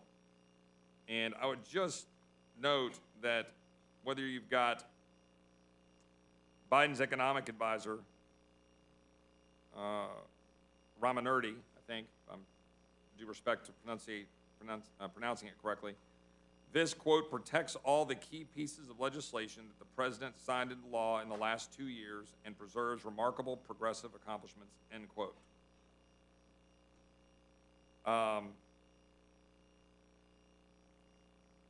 I could go down a list of other quotes. The ever-important policy genius, Keith Olbermann. Biden has still kicked McCarthy's butt. Now he must also kick Joe Manchin's butt and his pipeline out of the debt deal. Well, my friend from Texas, I think, has an amendment along those lines, Mr. Self.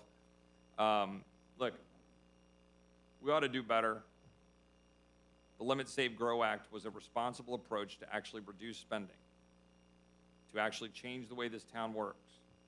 And with all due respect to my Democrat colleagues, happy to have a conversation anywhere, anytime with any of my Democratic colleagues about what we want to do to deal with our fiscal problems. But this was a small down payment, even in the Limit, Save, Grow Act. This doesn't represent any material change in the direction of where this country is going in terms of spending. Massive increase of debt with sort of a blip on the radar. But even the Limit, Save, Grow Act is just nibbling around the edges of what needs to be done. I don't understand how my colleagues can go to the steps of the Capitol and have all these groups from their middle school and elementary school and high school and talk to them about all the future of this country and where we're headed, when each and every one of them has a $100,000 debt payment attached to them. It's extraordinary. I think the American people demand more from us. Somebody said in here that things in here around here should not be decided by one person in a room. I agree. I think part of the things that were working well for 4 or 5 months around here was a greater amount of collaboration. You know, when deals are cut, as they were this weekend, the Rules Committee does provide a function that I interpret slightly differently than my friend from Kentucky. We're also the filter, not unlike, say, the Calendars Committee in the Texas legislature, of making sure that what gets to the floor is not something that steamrolls the American people, because the defense establishment in this town and those that wish to continue to spend money for every government program under the sun, as has been happening throughout my entire life watching it, there is an important role here to defend the American people against what this town does to them. Because this town does it to them every single year. So we got some work to do, and unless I see some amendments come through that improve this bill, I've got strong concerns. I yield back. Thank the gentleman. The gentlelady from Indiana is recognized for any questions she cares to address to the panel. Thank you, Mr. Chairman. Thank you to the witnesses. I tell you what I'm fighting against on behalf of the American people. I'm fighting against a clean debt ceiling with no spending cuts. I'm fighting against tax increases on hardworking families. We need to put this in context. Reckless spending got us into this mess, particularly in the last several years under the Biden administration. That's why House Republicans have been fighting on behalf of the American people to reduce spending. The first step in getting spending cuts was passing the Limit, Save, Grow Act. Passing that bill finally brought the president to the negotiating table after he ignored the issue for months. Since the beginning of the 118th Congress, House Republicans have made it clear that the United States cannot and will not default on its debts, but that an increase in the debt ceiling must be paired with fiscal reforms to reduce the deficit. I'm not completely satisfied with the product that we have before us, but the negotiated package does change the trajectory of spending and puts us on a better path. It's better than defaulting, and it's certainly better than a blank check to Democrats. Chairman Smith, how many days did it take for the president to come to the table to even start negotiating a solution? Well, for one, the president, after meeting with the speaker, the next day he was at the prayer breakfast saying that he was going to negotiate with the speaker, but he waited 100 days. That's right, almost 100 days. That's almost 100 days we could have been solving this looming problem for the American people.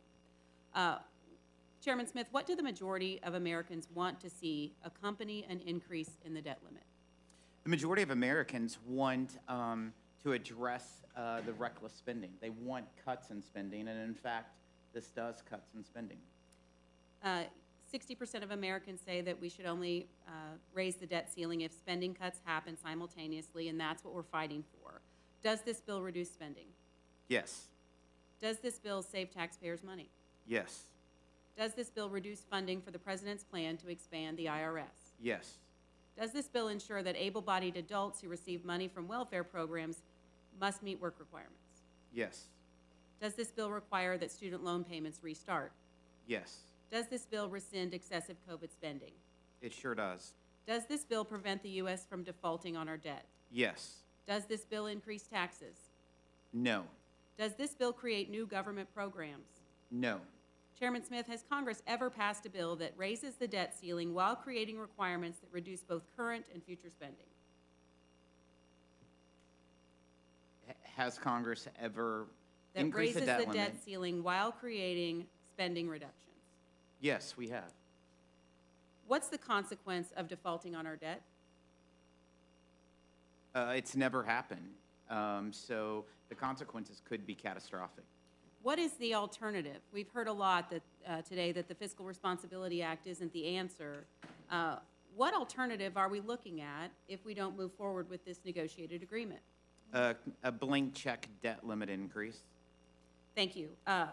Before I close, I just want to note we would likely have not been able to secure the conservative items in the Fiscal Responsibility Act as standalone bills.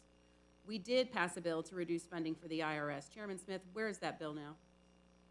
It's waiting for action in the Senate.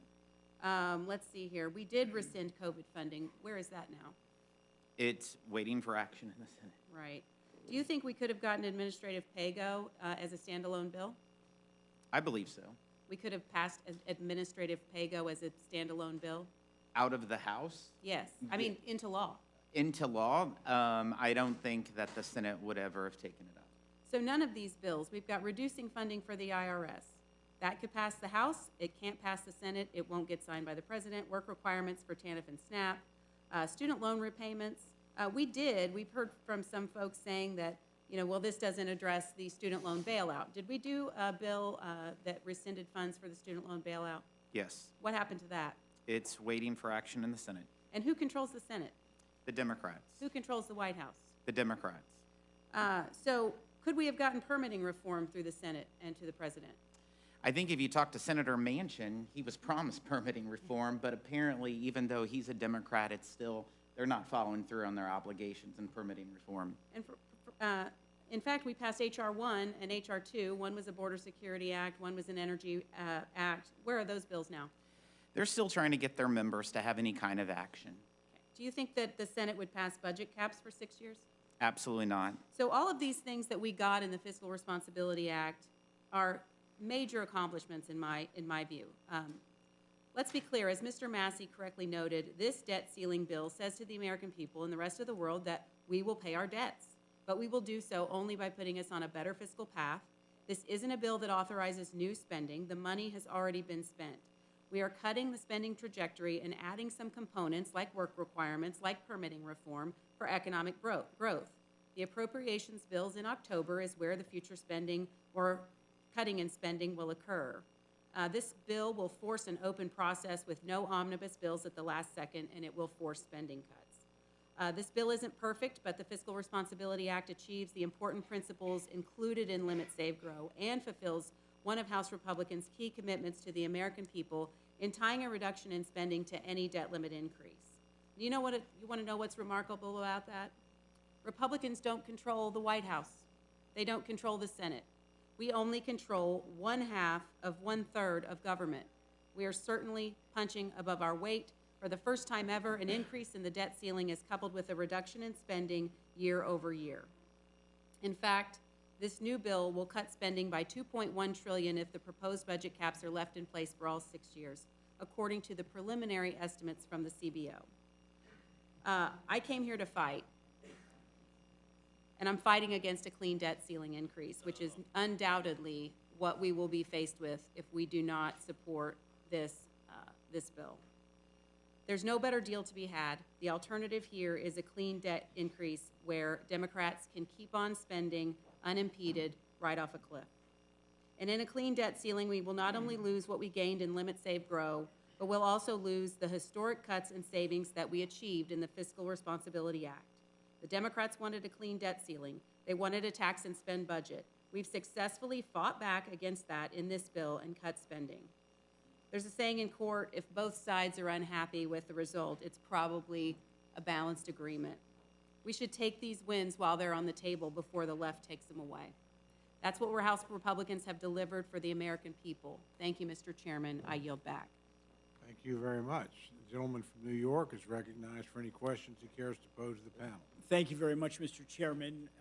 As we all know, the Biden administration, under the Inflation Reduction Act, enacted $79 billion in new funding for the IRS, doubling the agency's budget by 2031 and growing its workforce by tens of thousands. This is funding that will lead, according to the latest GAO reports, to 600,000 more audits on middle-class taxpayers. Chairman Smith, can you walk us through the cuts that this legislation includes to stop the Biden IRS hiring and auditing blitz on the American middle class? So we've been asking for the IRS to give us a plan of how they wanted to spend the additional $80 billion that they had. One, they finally gave that to Congress about 8 weeks ago. They've broken down how they were spending the $80 billion. $1.4 billion of it was for hiring more agents. And what the bill before you does, it eliminates that $1.4 billion for this year. So we've eliminated the hiring of new agents for this fiscal year in this agreement. According to the IRS's plan, that's why there's the $1.4 billion being removed from this bill. Okay. Thank you, Chairman Smith. In January, the first vote we took as House Republicans was to rescind the billions in taxpayer dollars allotted to the IRS by the Biden administration for the thousands of new agents and hundreds of thousands of new audits. The Biden administration vowed to supercharge the IRS with new money and agents to extend the long arm of enforcement into the pockets of, not the top earners, but everyday taxpayers making less than $75,000 a year. Now, flash forward to today, and we have now included in this deal provisions to stop the Biden administration from funding this IRS expansion. I'd like to pivot here, Chairman Smith, to the subject of work requirements included in the legislation. Under the current law, states must demonstrate at least 50% of the state's work-eligible individuals receiving assistance through the Temporary Assistance for Needy Families, or TANF program, are engaged in work or the states face a penalty. Chairman Smith, how have states skirted these requirements and penalties, and how does the Fiscal Responsibility Act restore accountability to this safety net program? There's several ways that the states have created loopholes in regards to TANF. For example, under that work participation rate, every state's supposed to be at 50%, but they have found, in fact, 34 states last year had 0% participation rate. 57% of all TANF recipients were not part of the work requirement. And so this bill actually closes the loophole. One way that they would change the participation rates is by issuing small checks. This outlines in this bill that checks under $35 are not counted towards the guidelines in order to qualify as fulfilling the guidelines of the work requirements. It also changes the caseload numbers that they looked at in 2005 to at least 2015. Our original bill brought it to, current.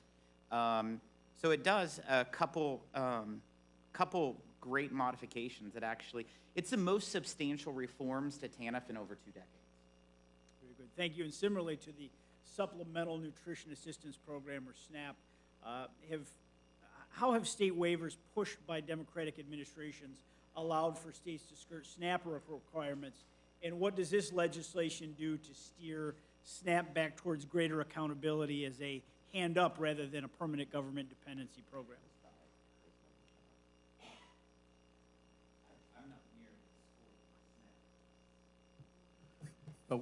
One of the things that states do within the food stamp program is implement a lot of waivers. I mean, right now there are just state after state where every county is covered by a waiver to avoid having to do work requirements. And some of that may have made sense in 2008 and 2009 when the Great Recession hit and unemployment rate was so high and people had difficulty getting jobs. But now with the economy humming the way it is now, unemployment rate down, in low digits, 40-year lows, there's not that problem with people having the opportunity to get jobs. And the American people are very charitable. They want to be able to help people, give them a hand up, but they also expect that there's an obligation and responsibility on the part of the recipients as well. And thank you. How do you see these reforms to TANF and SNAP helping House Republicans to restore long-term accountability to these programs beyond the legislation that we have in front of us today? I think one of the things that we look at is, one, how do we help the economy grow? Having more people back in the workforce, helping build their skills back up, and getting into a full-time job. Ultimately, being skilled and having positions where they earn enough that they don't need food stamps or TANF assistance at all. That's obviously a benefit. Actually, it's a double benefit. You don't have the spending to provide that hand up, but you also have tax revenue that comes from the increased and improvements in the economy. Thank you, Chairman Smith and Congressman Estes. The bottom line is this: this administration cannot be allowed to use the potential of a default as a threat to bully Congress and the American taxpayer into passing a carte blanche clean debt ceiling that does nothing to shore up the out-of-control spending that goes on at this very point today. Now, House Republicans, we went to the negotiating table, and for 100 days, there was no action from the White House. They were the sole voice in the conversation about our country's fiscal future. And we came back with legislation that we have before us today. As my colleagues have pointed out, it represents the largest reduction to our nation's deficit in history. And this legislation includes $2 trillion in cuts to government spending, a halt to the Biden administration's aggressive expansion of the IRS that could be targeted right at middle-class America, a clawback of $28 billion in unspent COVID funds from the boondoggle legislation that Democrats and President Biden spent the last 2 years enacting into law, causing historic inflation that hurt so many Americans, and a restoration of accountability and work requirements to safety net programs that ensure that they give Americans a hand up, not a permanent government dependency. We have an opportunity today to ensure that any increase in the debt ceiling comes with important provisions and put the brakes on some of this administration's worst policies and saves hardworking taxpayers trillions of dollars in the process. We owe it to our veterans and our children and our grandchildren to get this process started. It's a long process, and our work is not nearly done. We have to get much more done through the appropriations process. This isn't everything that we wanted.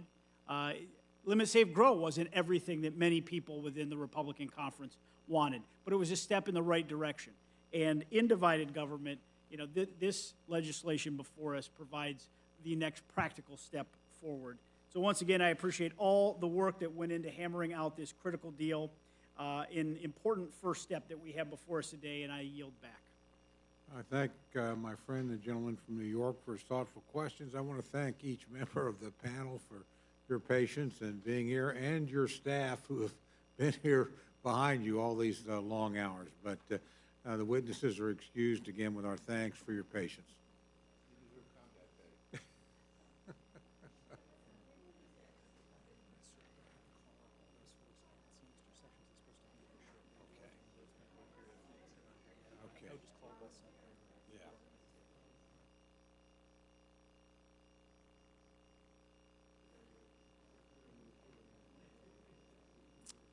I'd now like to invite up the following members, some of whom, by the way, I know have been in and out, are not here now. We'll squeeze them in as they get here. But Congressman Sessions, Congressman Duarte, Congressman Palmer, Congressman Ogles, Congressman Grothman, and Congressman Clyde, and Congresswoman Jackson Lee.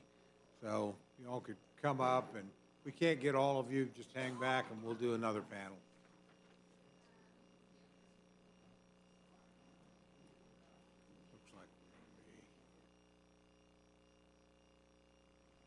Mr. Chairman, it's particularly good to have you here. Chairman, it's been a long day for the Rules Committee already, I can tell. Never too long that we're not happy to hear from you.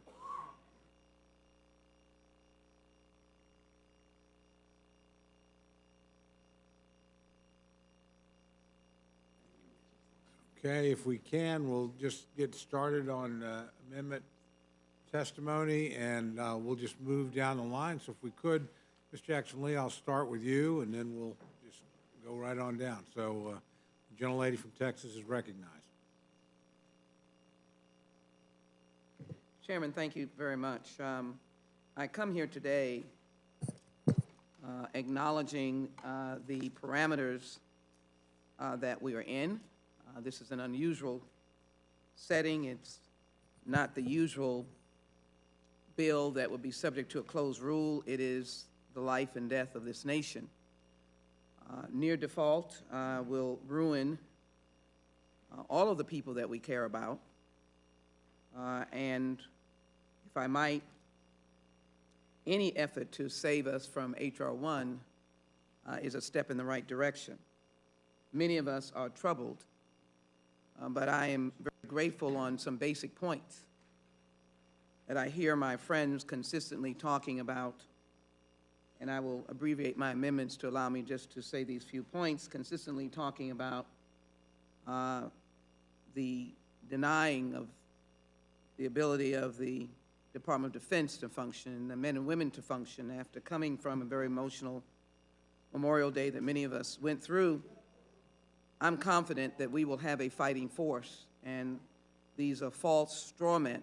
Confident that Ukraine will be taken care of in what the President has tried to do. In addition, there was a long journey about deficit or debt to GDP.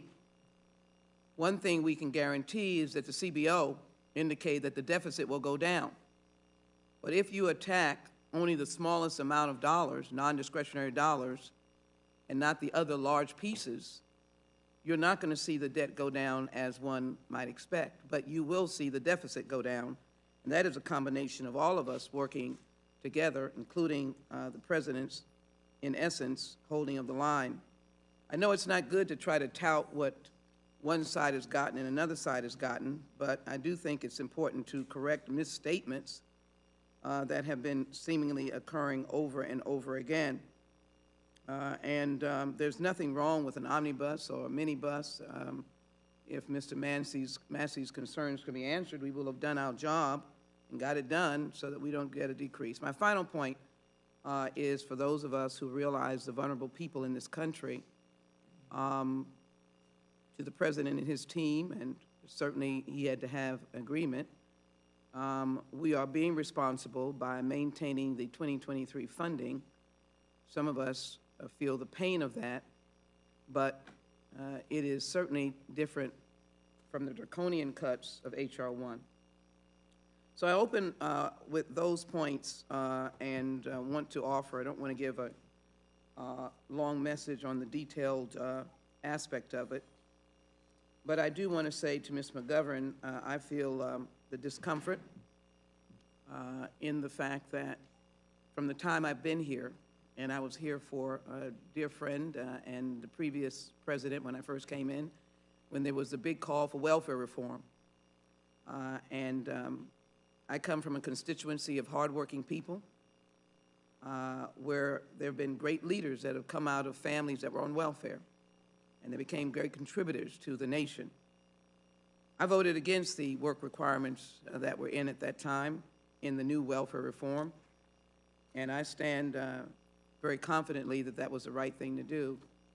There are less deadbeats and queens than there are good, hardworking, desperate people who cannot tolerate the high costs sometimes of living in the United States.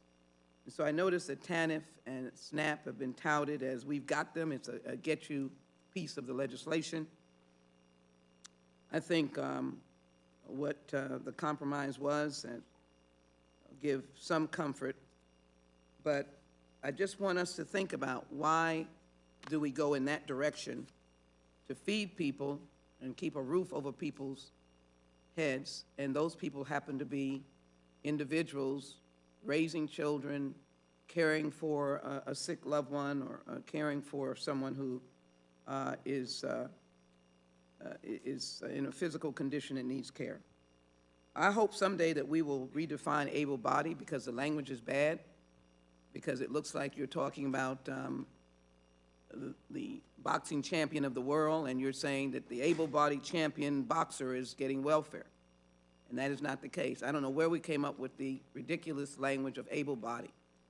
I don't know if somebody whose body is riddled with cancer and they've got limbs, they can walk. I don't know if they're able-bodied or not. I know they're in pain and they cannot function. So I'm offering amendments because we have been talking and talking and talking about the idea of SNAP and students and young people, and we have been able to capture those in aging out of foster care, but I have an amendment that would add a provision to extend exemption regarding current work requirement exemptions in the Food and Nutrition Act for a parent or person responsible for a dependent child up to the age of 24. Who knows what condition that child may be in, but we all know the story of children returning home for various desperate reasons. In Texas, 79% of SNAP participants are families with children. It's more than the national rate of 69% of SNAP participants across the country being families with children. In addition, our state is very challenged to be as enthusiastic as other states are about trying to help these people. Further, the SNAP participation rate in Texas for working poor people is 72%, which is also more than the national rate of 41%. We need to understand that parents continue to support children beyond the age of adolescence, impacting financial resources for families well into their early 20s. And just as a final point, across the country, there are 5.134 million and 528,000 in Texas, age 18 to 24, living in poverty. Statistics show us in 2021. And so, who knows, the parents may be sick and elderly. And I would hope that, I know this is not a place for change, but as we are trying to cut back, I want you to know there are other problems. Maybe on the other side of this, we'll get a chance to, once for all, dig into able-bodied. Makes me think of someone who go out and go on a construction line. or like I said, box, or run a 4-minute mile, or less than that. I guess that's slow nowadays. I have an amendment number 59. That was amendment number 56. Amendment number 59 that would extend the former foster care exemption to individuals, all individuals 24 or younger under state custody and aging out of critical support services. Just think that there are 23,000 children that will age out. That age is younger than 24. And every year in Texas, more than 1,200 voting adults age out of the foster care system, and they need a little bit more help. They wind up homeless. And I just think that we can help a little bit more in terms of children and young people who are really trying to make it. Part-time education. I heard Ms. McGovern, you also talked about the difficulty of transport, housing, when people are trying to move themselves out of poverty. I think we should recognize that people are impoverished not because of themselves and because of their desire, but because of conditions of life.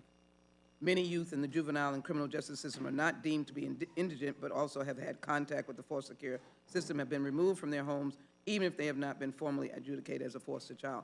We need to help those, because otherwise we're dumping them on the other side of failure. I want to offer those amendments and conclude my remarks by indicating that I will address my other amendments in another form, because I understand that they are included in present law, and that is amendment number 62 and amendment number 63. I ask unanimous consent to withdraw those amendments at this time. Without objection. And so my amendments to be offered today are amendments number 59 and amendments number 56, dealing with our youth, dealing with students. We're still trying to get our hands around what happens to hardworking students, part-time students. We think that the issue is in the weeds, and if I can add clarity to that. But I'll conclude my remarks, Mr. Chairman, by simply saying that to offer to the Biden administration that the fight was a deep one, and it was because I believe the President and Democrats have a responsibility of protecting the American people, their quality of life, and their future. And that is what we fought to do.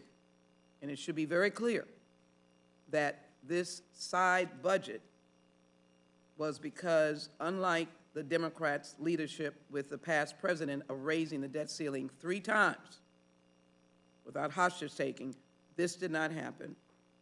And so I want to have a good tone here and just say that the work that both sides did was worthy of the American people's need to be protected in their quality of life, and the most vulnerable at the beginning of life and the sunset of life and the future of this nation. So I ask my colleagues to support the Jackson Lee amendments, and Mr. Chairman, I yield back. Thank the gentlelady. The gentleman from Alabama, Mr. Palmer, is recognized to testify in his amendment.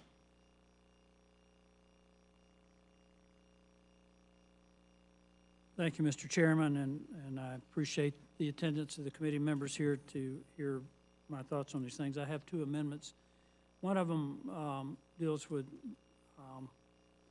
the Section 263 and the right of the director of the Office Management Budget to have a waiver on the pay-go as part of the Fiscal Responsibility Act.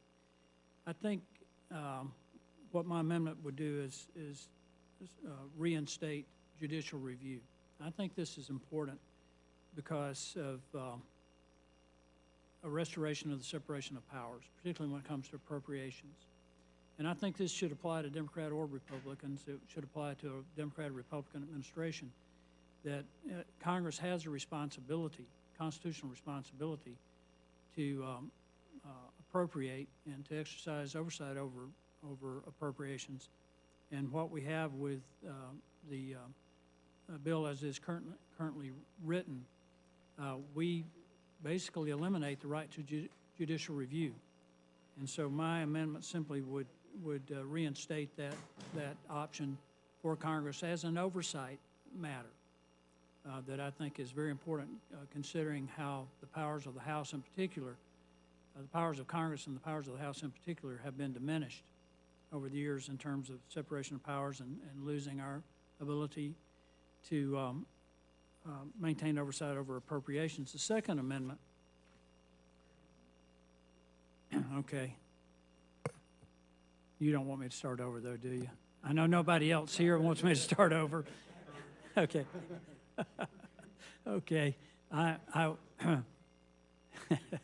I will not start over. The other amendment has to do with the work requirements, waivers for veterans and for homeless people and for people in foster care. I want to make clear that my position on work requirements is a combination of personal experience and just, I care about people, and I care about the potential that people have. I don't know if there's anybody here that's ever stood in line to sign up for food stamps or gone with their mom to collect what back when I was a kid they call commodities. But I know what that's like. When I was in college, to Member Jackson Lee's comments, I worked a part-time job, but I got in line for food stamps, and I decided not to apply. But I understand what it's like not to have anything. But I also understand how work unleashes the opportunity not only for self-sufficiency, but for potential. So what I'm suggesting by way of amendment is that in the case of veterans or homeless people or people in foster care, if they have a condition related to that needs treatment, whether it's mental health, a physical issue, which falls under the able-bodied category, but also drug rehabilitation, that we not cast those people aside, not give them a chance to discover their potential. I think it diminishes the quality of life for all of us to have so many Americans on government dependence. There's no telling how many great scientists, great teachers, great artists, great leaders that have been trapped in this cycle. A cycle that I could have easily been trapped in myself. I'm the first person in my family to go to college.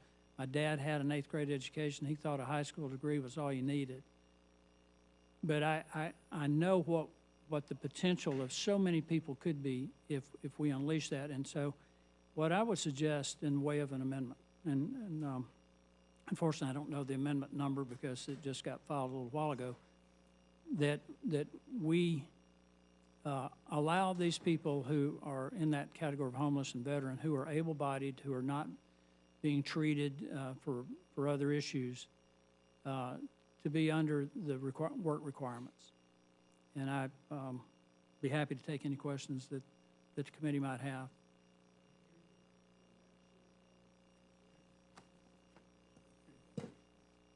Mr. Chairman, I do have several amendments, and it may be in order for me to defer to my two colleagues. So I think you each have one, correct? And so out of respect to their time, I'm happy to. Okay. Yes, sir. I'm just trying to. Well, I want to thank you all. This process is incredibly important, and the opportunity to be here. Last month, the House passed a bill that would have allowed for $4.8 trillion in savings over 10 years, the Limit Save Grow Act, and it had a $1.5 trillion cap. And now what we're proposing or looking at is, estimated to be roughly $4 trillion. It could be more, it could be less.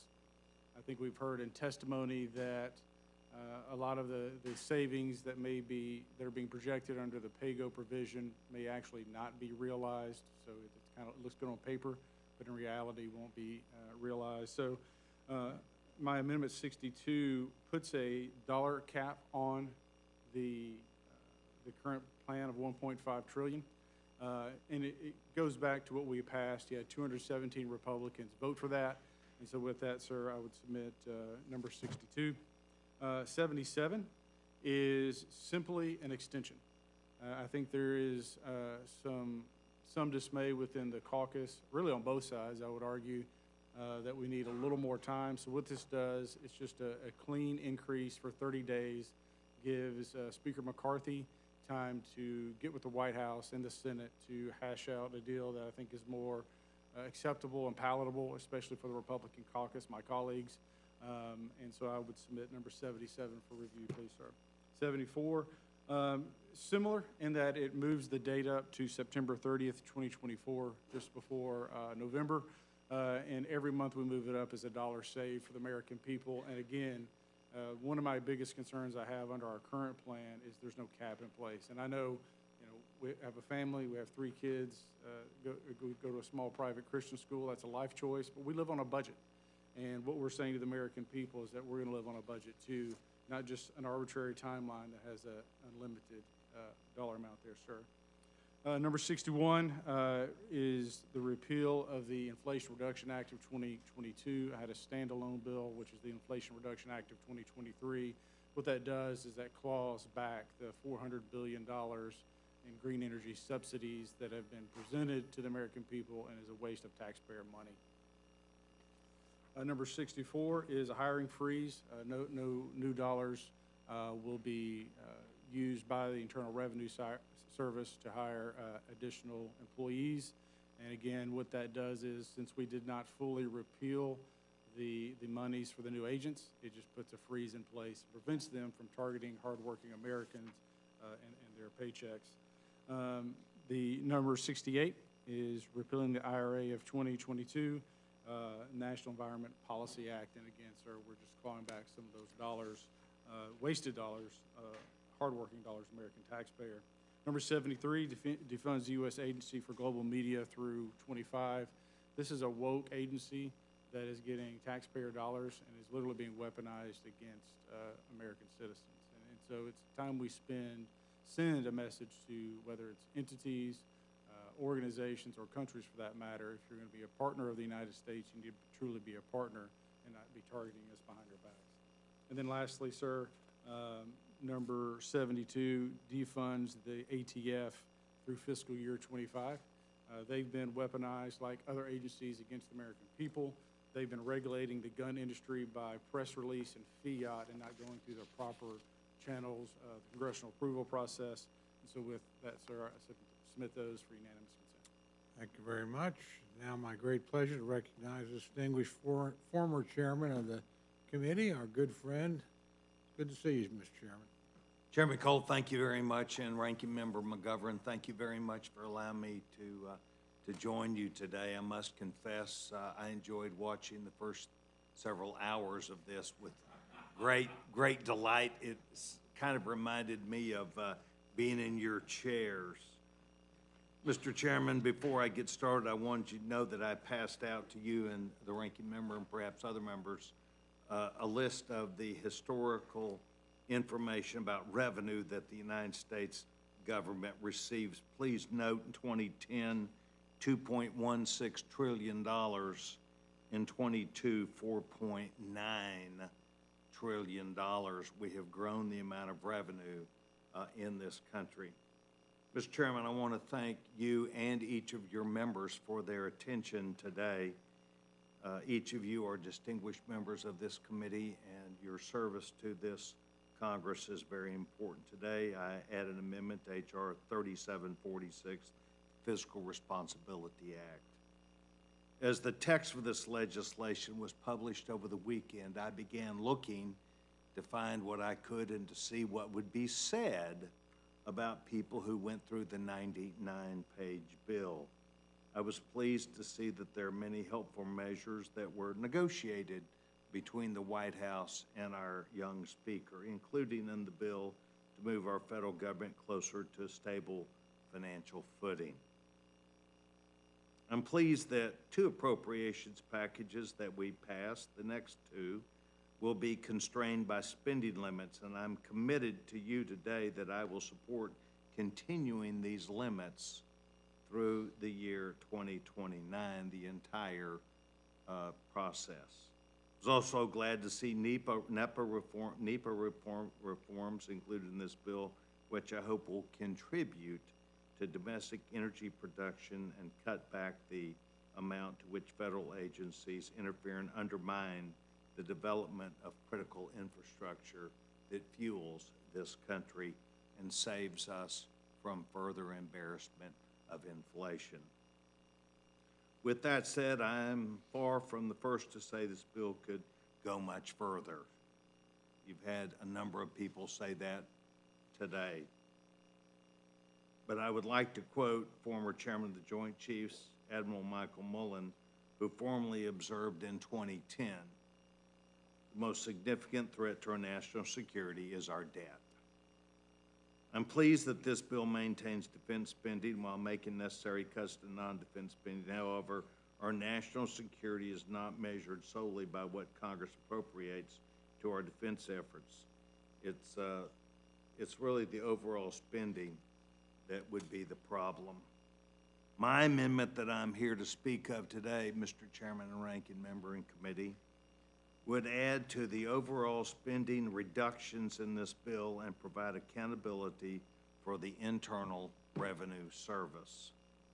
As currently written, however, the bill rescinds $1.4 billion from the IRS's Enforcement and Operations Fund from the so-called Inflation Reduction Act. Rescinding $1.4 billion this year is not a fix when there's an additional $70 billion that will be appropriated over the next 10 years. My amendment would rescind all unobligated funding provided to the Internal Revenue Service in the Inflation Reduction Act. Notably, my amendment would retain the amount appropriated for taxpayer services, including taxpayer advocacy, help with filing, and other customer service operations. Congress provided an additional $80 billion of new spending over the next 10 years in the IRA. The administration declared that this funding would be used to hire 87,000 new IRS agents, in addition to the headcount that they presently have, and similarly increase audits in the effort to pay for other spending which was included in the previously passed IRA. Writing an 11-figure check to a failed agency is not going to fix their problems. An 11-figure check that comes directly off the bottom line of debt. The IRS has shown itself to have serious operational challenges in collecting and processing returns. And I'm sure we're all familiar with the difficulty constituents are having in filing their annual income tax returns. This is an agency that must not be rewarded, but must be held accountable. The federal employees who work at the IRS must fully come back to work for this agency to work properly and for them to be held accountable and to be responsible, just like other agencies that are vital to the United States government and the people of this country. Operational enforcement changes must be considered on an annual basis through the Congressional Appropriations and Oversight process, instead of providing unprecedented sums of funding first and asking questions later. I am generally supportive of the IT modernization and structure changes that the IRS is undertaking to ensure that the agency can collect lawfully owed taxes and process returns in a timely manner. But it must be done through regular annual appropriations processes, in my opinion. As you know, one of the first actions that this chamber took back in January was passing the gentleman from Nebraska, Congressman Adrian Smith's Family and Small Business Taxpayer Protection Act. It was passed almost identically a measure a few weeks ago in the Limit, Save, and Grow Act.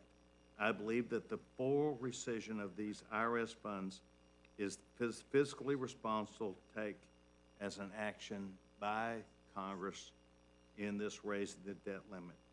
I want to thank each of you for considering the issues and ideas I brought to you. And I want you to know that I appreciate your time that each of you make to this important committee. Mr. Chairman, I yield back my time. Thank you very much, Mr. Chairman. Gentleman from Georgia is recognized for any testimony he has about any amendments before the committee. Thank you to Chairman Cole, and thank you for considering my amendment. IRS funding must be readdressed in the Fiscal Responsibility Act. This issue is personal for me because I was a victim of the weaponized IRS back in 2013. And it took till 2019 when President Trump signed into law the RESPECT Act as part of the Taxpayer First Act for me to finally get some justice in dealing with the IRS. Despite claims to the contrary that this bill eliminates the 2023 funding for Joe Biden's auditing army of IRS agents, the bill text doesn't lie. In reality, the bill text shows a cut of less than $1.4 billion, actually $1.39 billion to be more exact. Because it is an advanced appropriation of $80 billion, the rescission of 1.39 will do nothing to reduce the hiring of more IRS agents this year or next year or the year after that until 2031. As a reminder, last year we promised the American people that we would repeal the $80 billion that the Democrats advance appropriated to the already bloated IRS. We promised American taxpayers that we would protect them from increased and targeted audits. And we promised the nation that this would be a top priority under House Republican majority. The $1.39 billion rescission leaves these promises unfulfilled. If this bill passes the House in its current form without a full rescission of what remains of the $80 billion, then the IRS still has over $78 billion to spend from now, that's 2023, till 2031 to hire tens of thousands of IRS agents. If not 87,000, then maybe just 85,000. What my amendment does leave in place is the taxpayer services portion. It also leaves in place the business systems modernization portion. But it eliminates the portions dealing with IRS oversight and weaponization, in my opinion. So my amendment is critical to keeping our promise to the American people in the very first bill the Republican majority passed in the House. Every Republican voted for it then, and so I hope every Republican will vote for it again today. Thank you, and I yield back. Thank you very much. I now recognize my good friend from Wisconsin, Mr. Grossman. Yep, I'll try to make it quick because votes are going on. We have two amendments here. First is number 33.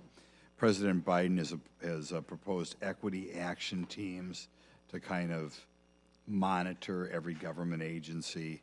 I think it's offensive. They want to judge people by race. They want to permanently cause people to look at each other as being part of a race. So the purpose is to defund those and make sure that they don't get off the ground in the future. The Second Amendment, Amendment 75, for whatever reason, the people put together this bill knew we needed work requirements for SNAP. They said we shouldn't have them for Medicaid, which kind of I predicted, but they left low-income housing untouched. I think as far as discouraging work and discouraging marriage, I think low-income housing is even a more dangerous program than the food stamps. So I'm including low-income housing in the mix of having work requirements. The amendment as drafted just includes Section 8 housing, which is an error on my part because there are other low-income housings as well. But that's what we have before us. I would appreciate it if you'd let that to the floor, because I don't think our team fought on the low-income housing front at all. Thank you. Thank you very much. I know for the stenographer, we've been joined by a gentlelady from Colorado, Ms. Bobert, and gentlelady's recognized for any amendment she cares to testify on.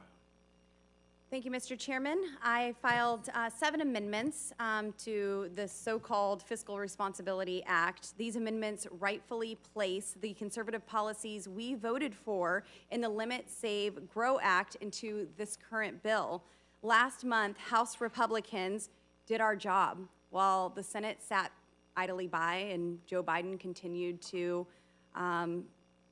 do nothing. We did our job and we passed a bill. We voted to responsibly raise the debt ceiling in exchange for enacting pro-policies and real spending cuts. Our bill saved taxpayers $4.8 trillion and included real reforms. This bill unfortunately gives Joe Biden a blank check to sink the American people and spend trillions of dollars without any caps. The American people will be sent further into debt after this administration and a Democrat-controlled Senate required Americans to spend $10 trillion more over the next 10 years than we previously estimated to spend. My Amendment 34 inserts Section 101 of the Limit, Save, Grow Act to set discretionary spending limits. These changes limit future spending by returning discretionary spending to pre-pandemic levels while maintaining a strong national defense and protecting Medicare and Social Security. My Amendment 35 strikes Sections 231, 322, and 323 and inserts a Lower Energy Costs Act to increase domestic energy production and exportation, reduce regulatory burdens, and reform permitting across all sectors of the economy to result in $3.4 billion in savings. We should make important reforms to NEPA for the first time since 1982, and I'm glad this bill attempts to do that. However, it does not go far enough. As currently written, the bill only includes minimal changes to the current permitting process. This bill still allows for unnecessary litigation that actually holds up these projects to proceed. These provisions also disproportionately benefit renewable energy, which is very unreliable.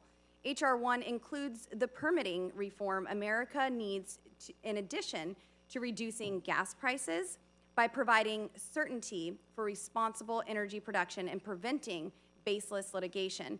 My Amendment 37 strikes Titles 1 and 2 of Division C and inserts reasonable work requirements on SNAP, TANF, and Medicaid to lift people out of poverty, grow the workforce, and reduce federal entitlement spending, likely resulting in $120.1 billion in savings. More Americans are receiving welfare benefits than ever before.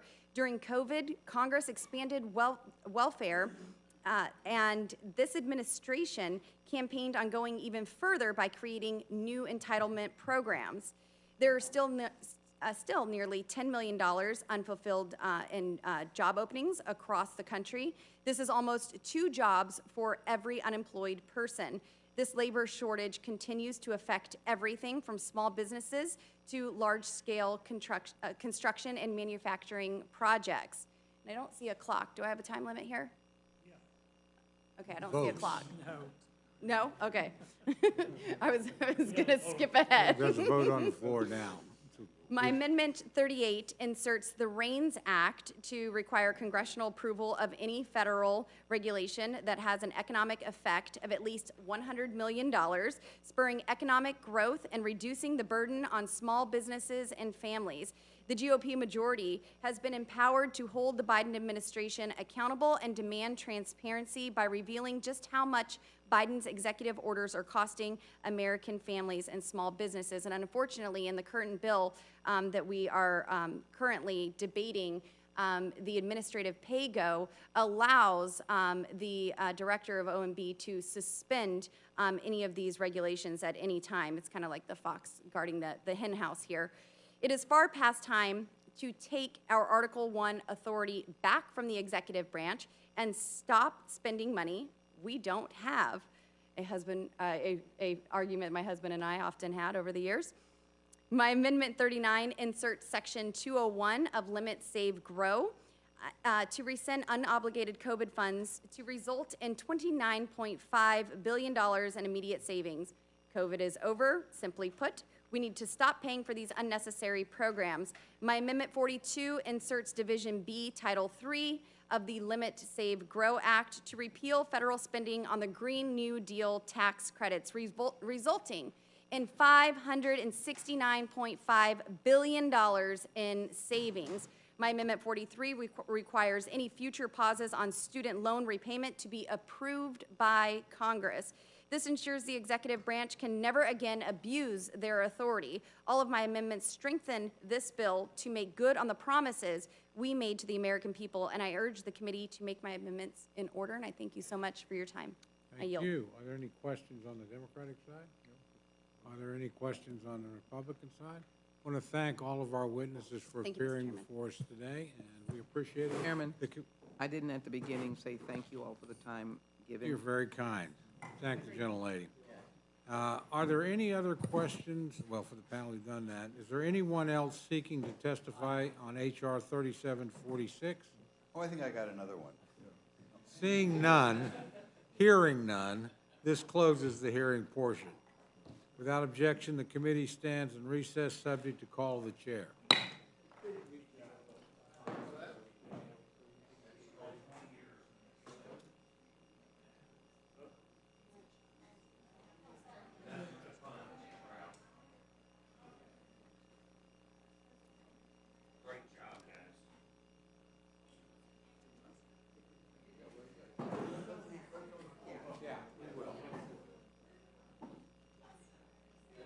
I think you can do a one-sheeter and put a one-sheeter in this record, but I guess you have to do it before I close.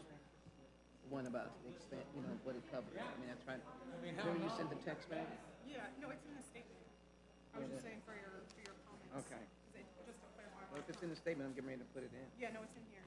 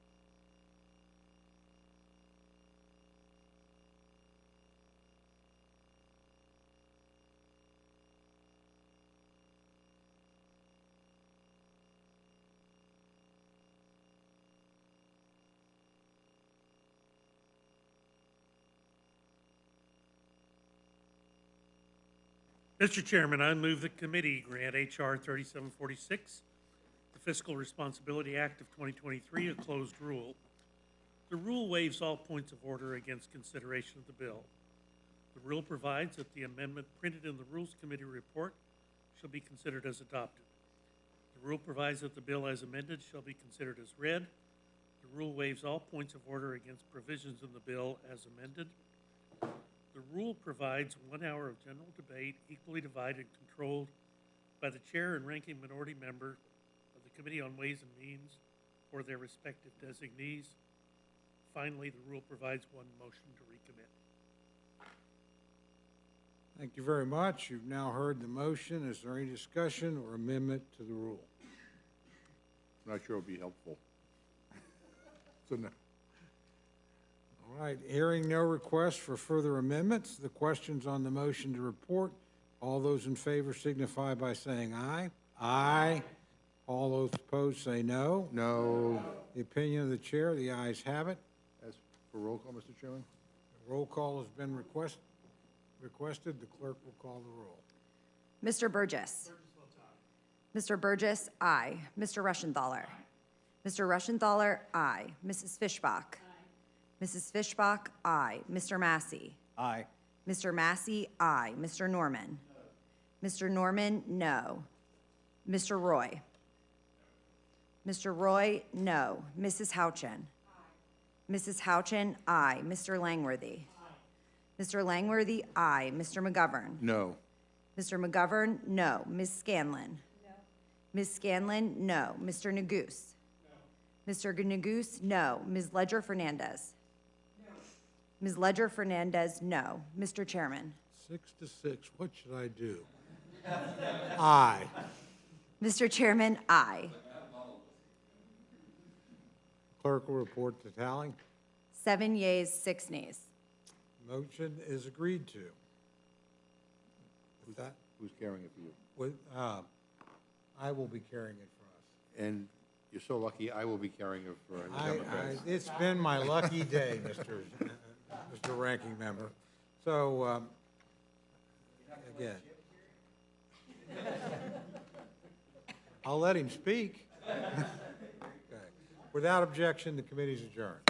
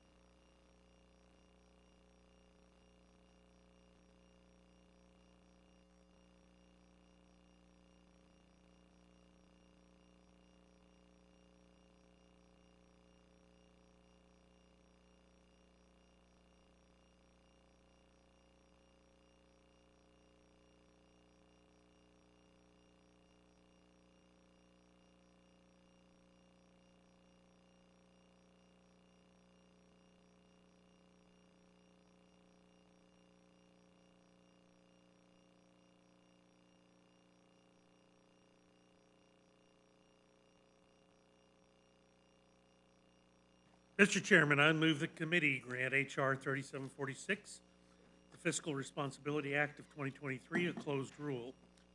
The rule waives all points of order against consideration of the bill. The rule provides that the amendment printed in the Rules Committee report shall be considered as adopted. The rule provides that the bill as amended shall be considered as read. The rule waives all points of order against provisions in the bill as amended. The rule provides 1 hour of general debate equally divided and controlled by the chair and ranking minority member of the Committee on Ways and Means or their respective designees. Finally, the rule provides one motion to recommit. Thank you very much. You've now heard the motion. Is there any discussion or amendment to the rule? I'm not sure it'll be helpful. So no. All right, hearing no requests for further amendments, the questions on the motion to report, all those in favor signify by saying aye. Aye. All those opposed say no. No. The opinion of the chair, the ayes have it. As for roll call, Mr. Chairman? Roll call has been requested. The clerk will call the roll. Mr. Burgess. Mr. Burgess, aye. Mr. Rushenthaler. Mr. Rushenthaler, aye. Mrs. Fishbach. Mrs. Fishbach, aye. Mr. Massey. Aye. Mr. Massey, aye. Mr. Norman. Mr. Norman, no. Mr. Roy. Mr. Roy, no. Mrs. Houchin. Mrs. Houchin, aye. Mr. Langworthy. Mr. Langworthy, aye. Mr. McGovern. No. Mr. McGovern, no. Ms. Scanlon. No. Ms. Scanlon, no. Mr. Neguse. No. Mr. Neguse, no. Ms. Ledger Fernandez. No. Ms. Ledger Fernandez, no. Mr. Chairman. 6 to 6, what should I do? Aye. Mr. Chairman, aye. Clerk will report the tally. 7 yeas, 6 nays. Motion is agreed to. With that, Who's carrying it for you? with, I will be carrying it for us. And you're so lucky, I will be carrying it for the Democrats. It's been my lucky day, Mr. Ranking Member. So, again. I'll let him speak. Okay. Without objection, the committee's adjourned. Thank you.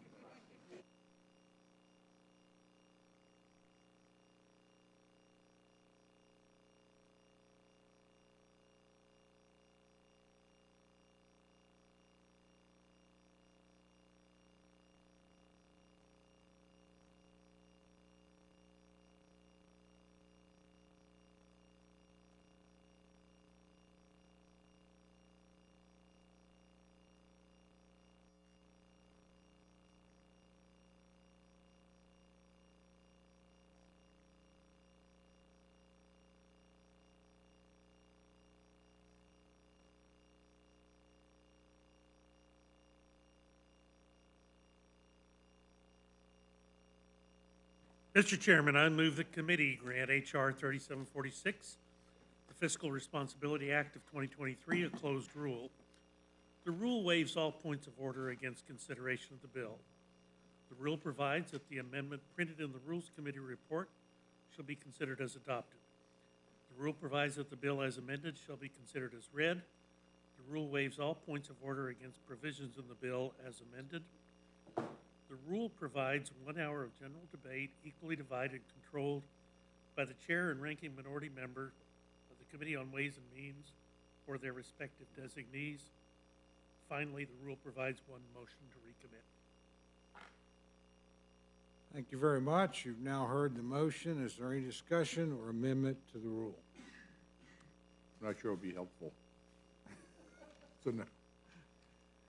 All right, hearing no requests for further amendments, the questions on the motion to report, all those in favor signify by saying aye. Aye.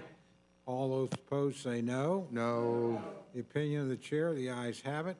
As for roll call, Mr. Chairman? Roll call has been requested. The clerk will call the roll. Mr. Burgess. Mr. Burgess, aye. Mr. Rushenthaler. Mr. Rushenthaler, aye. Mrs. Fishbach. Mrs. Fishbach, aye. Mr. Massey. Aye. Mr. Massey, aye. Mr. Norman. Mr. Norman, no. Mr. Roy? Mr. Roy, no. Mrs. Houchin? Mrs. Houchin, aye. Mr. Langworthy? Mr. Langworthy, aye. Mr. McGovern? No. Mr. McGovern, no. Ms. Scanlon? No. Ms. Scanlon, no. Mr. Neguse? No. Mr. Neguse, no. Ms. Ledger Fernandez? No. Ms. Ledger Fernandez, no. Mr. Chairman? 6 to 6, what should I do? Aye. Mr. Chairman, aye. Clerk will report the tally. 7 yeas, 6 nays. Motion is agreed to.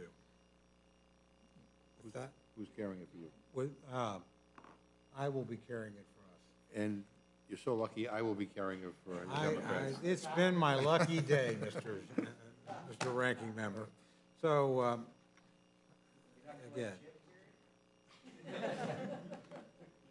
I'll let him speak. Okay. Without objection, the committee's adjourned.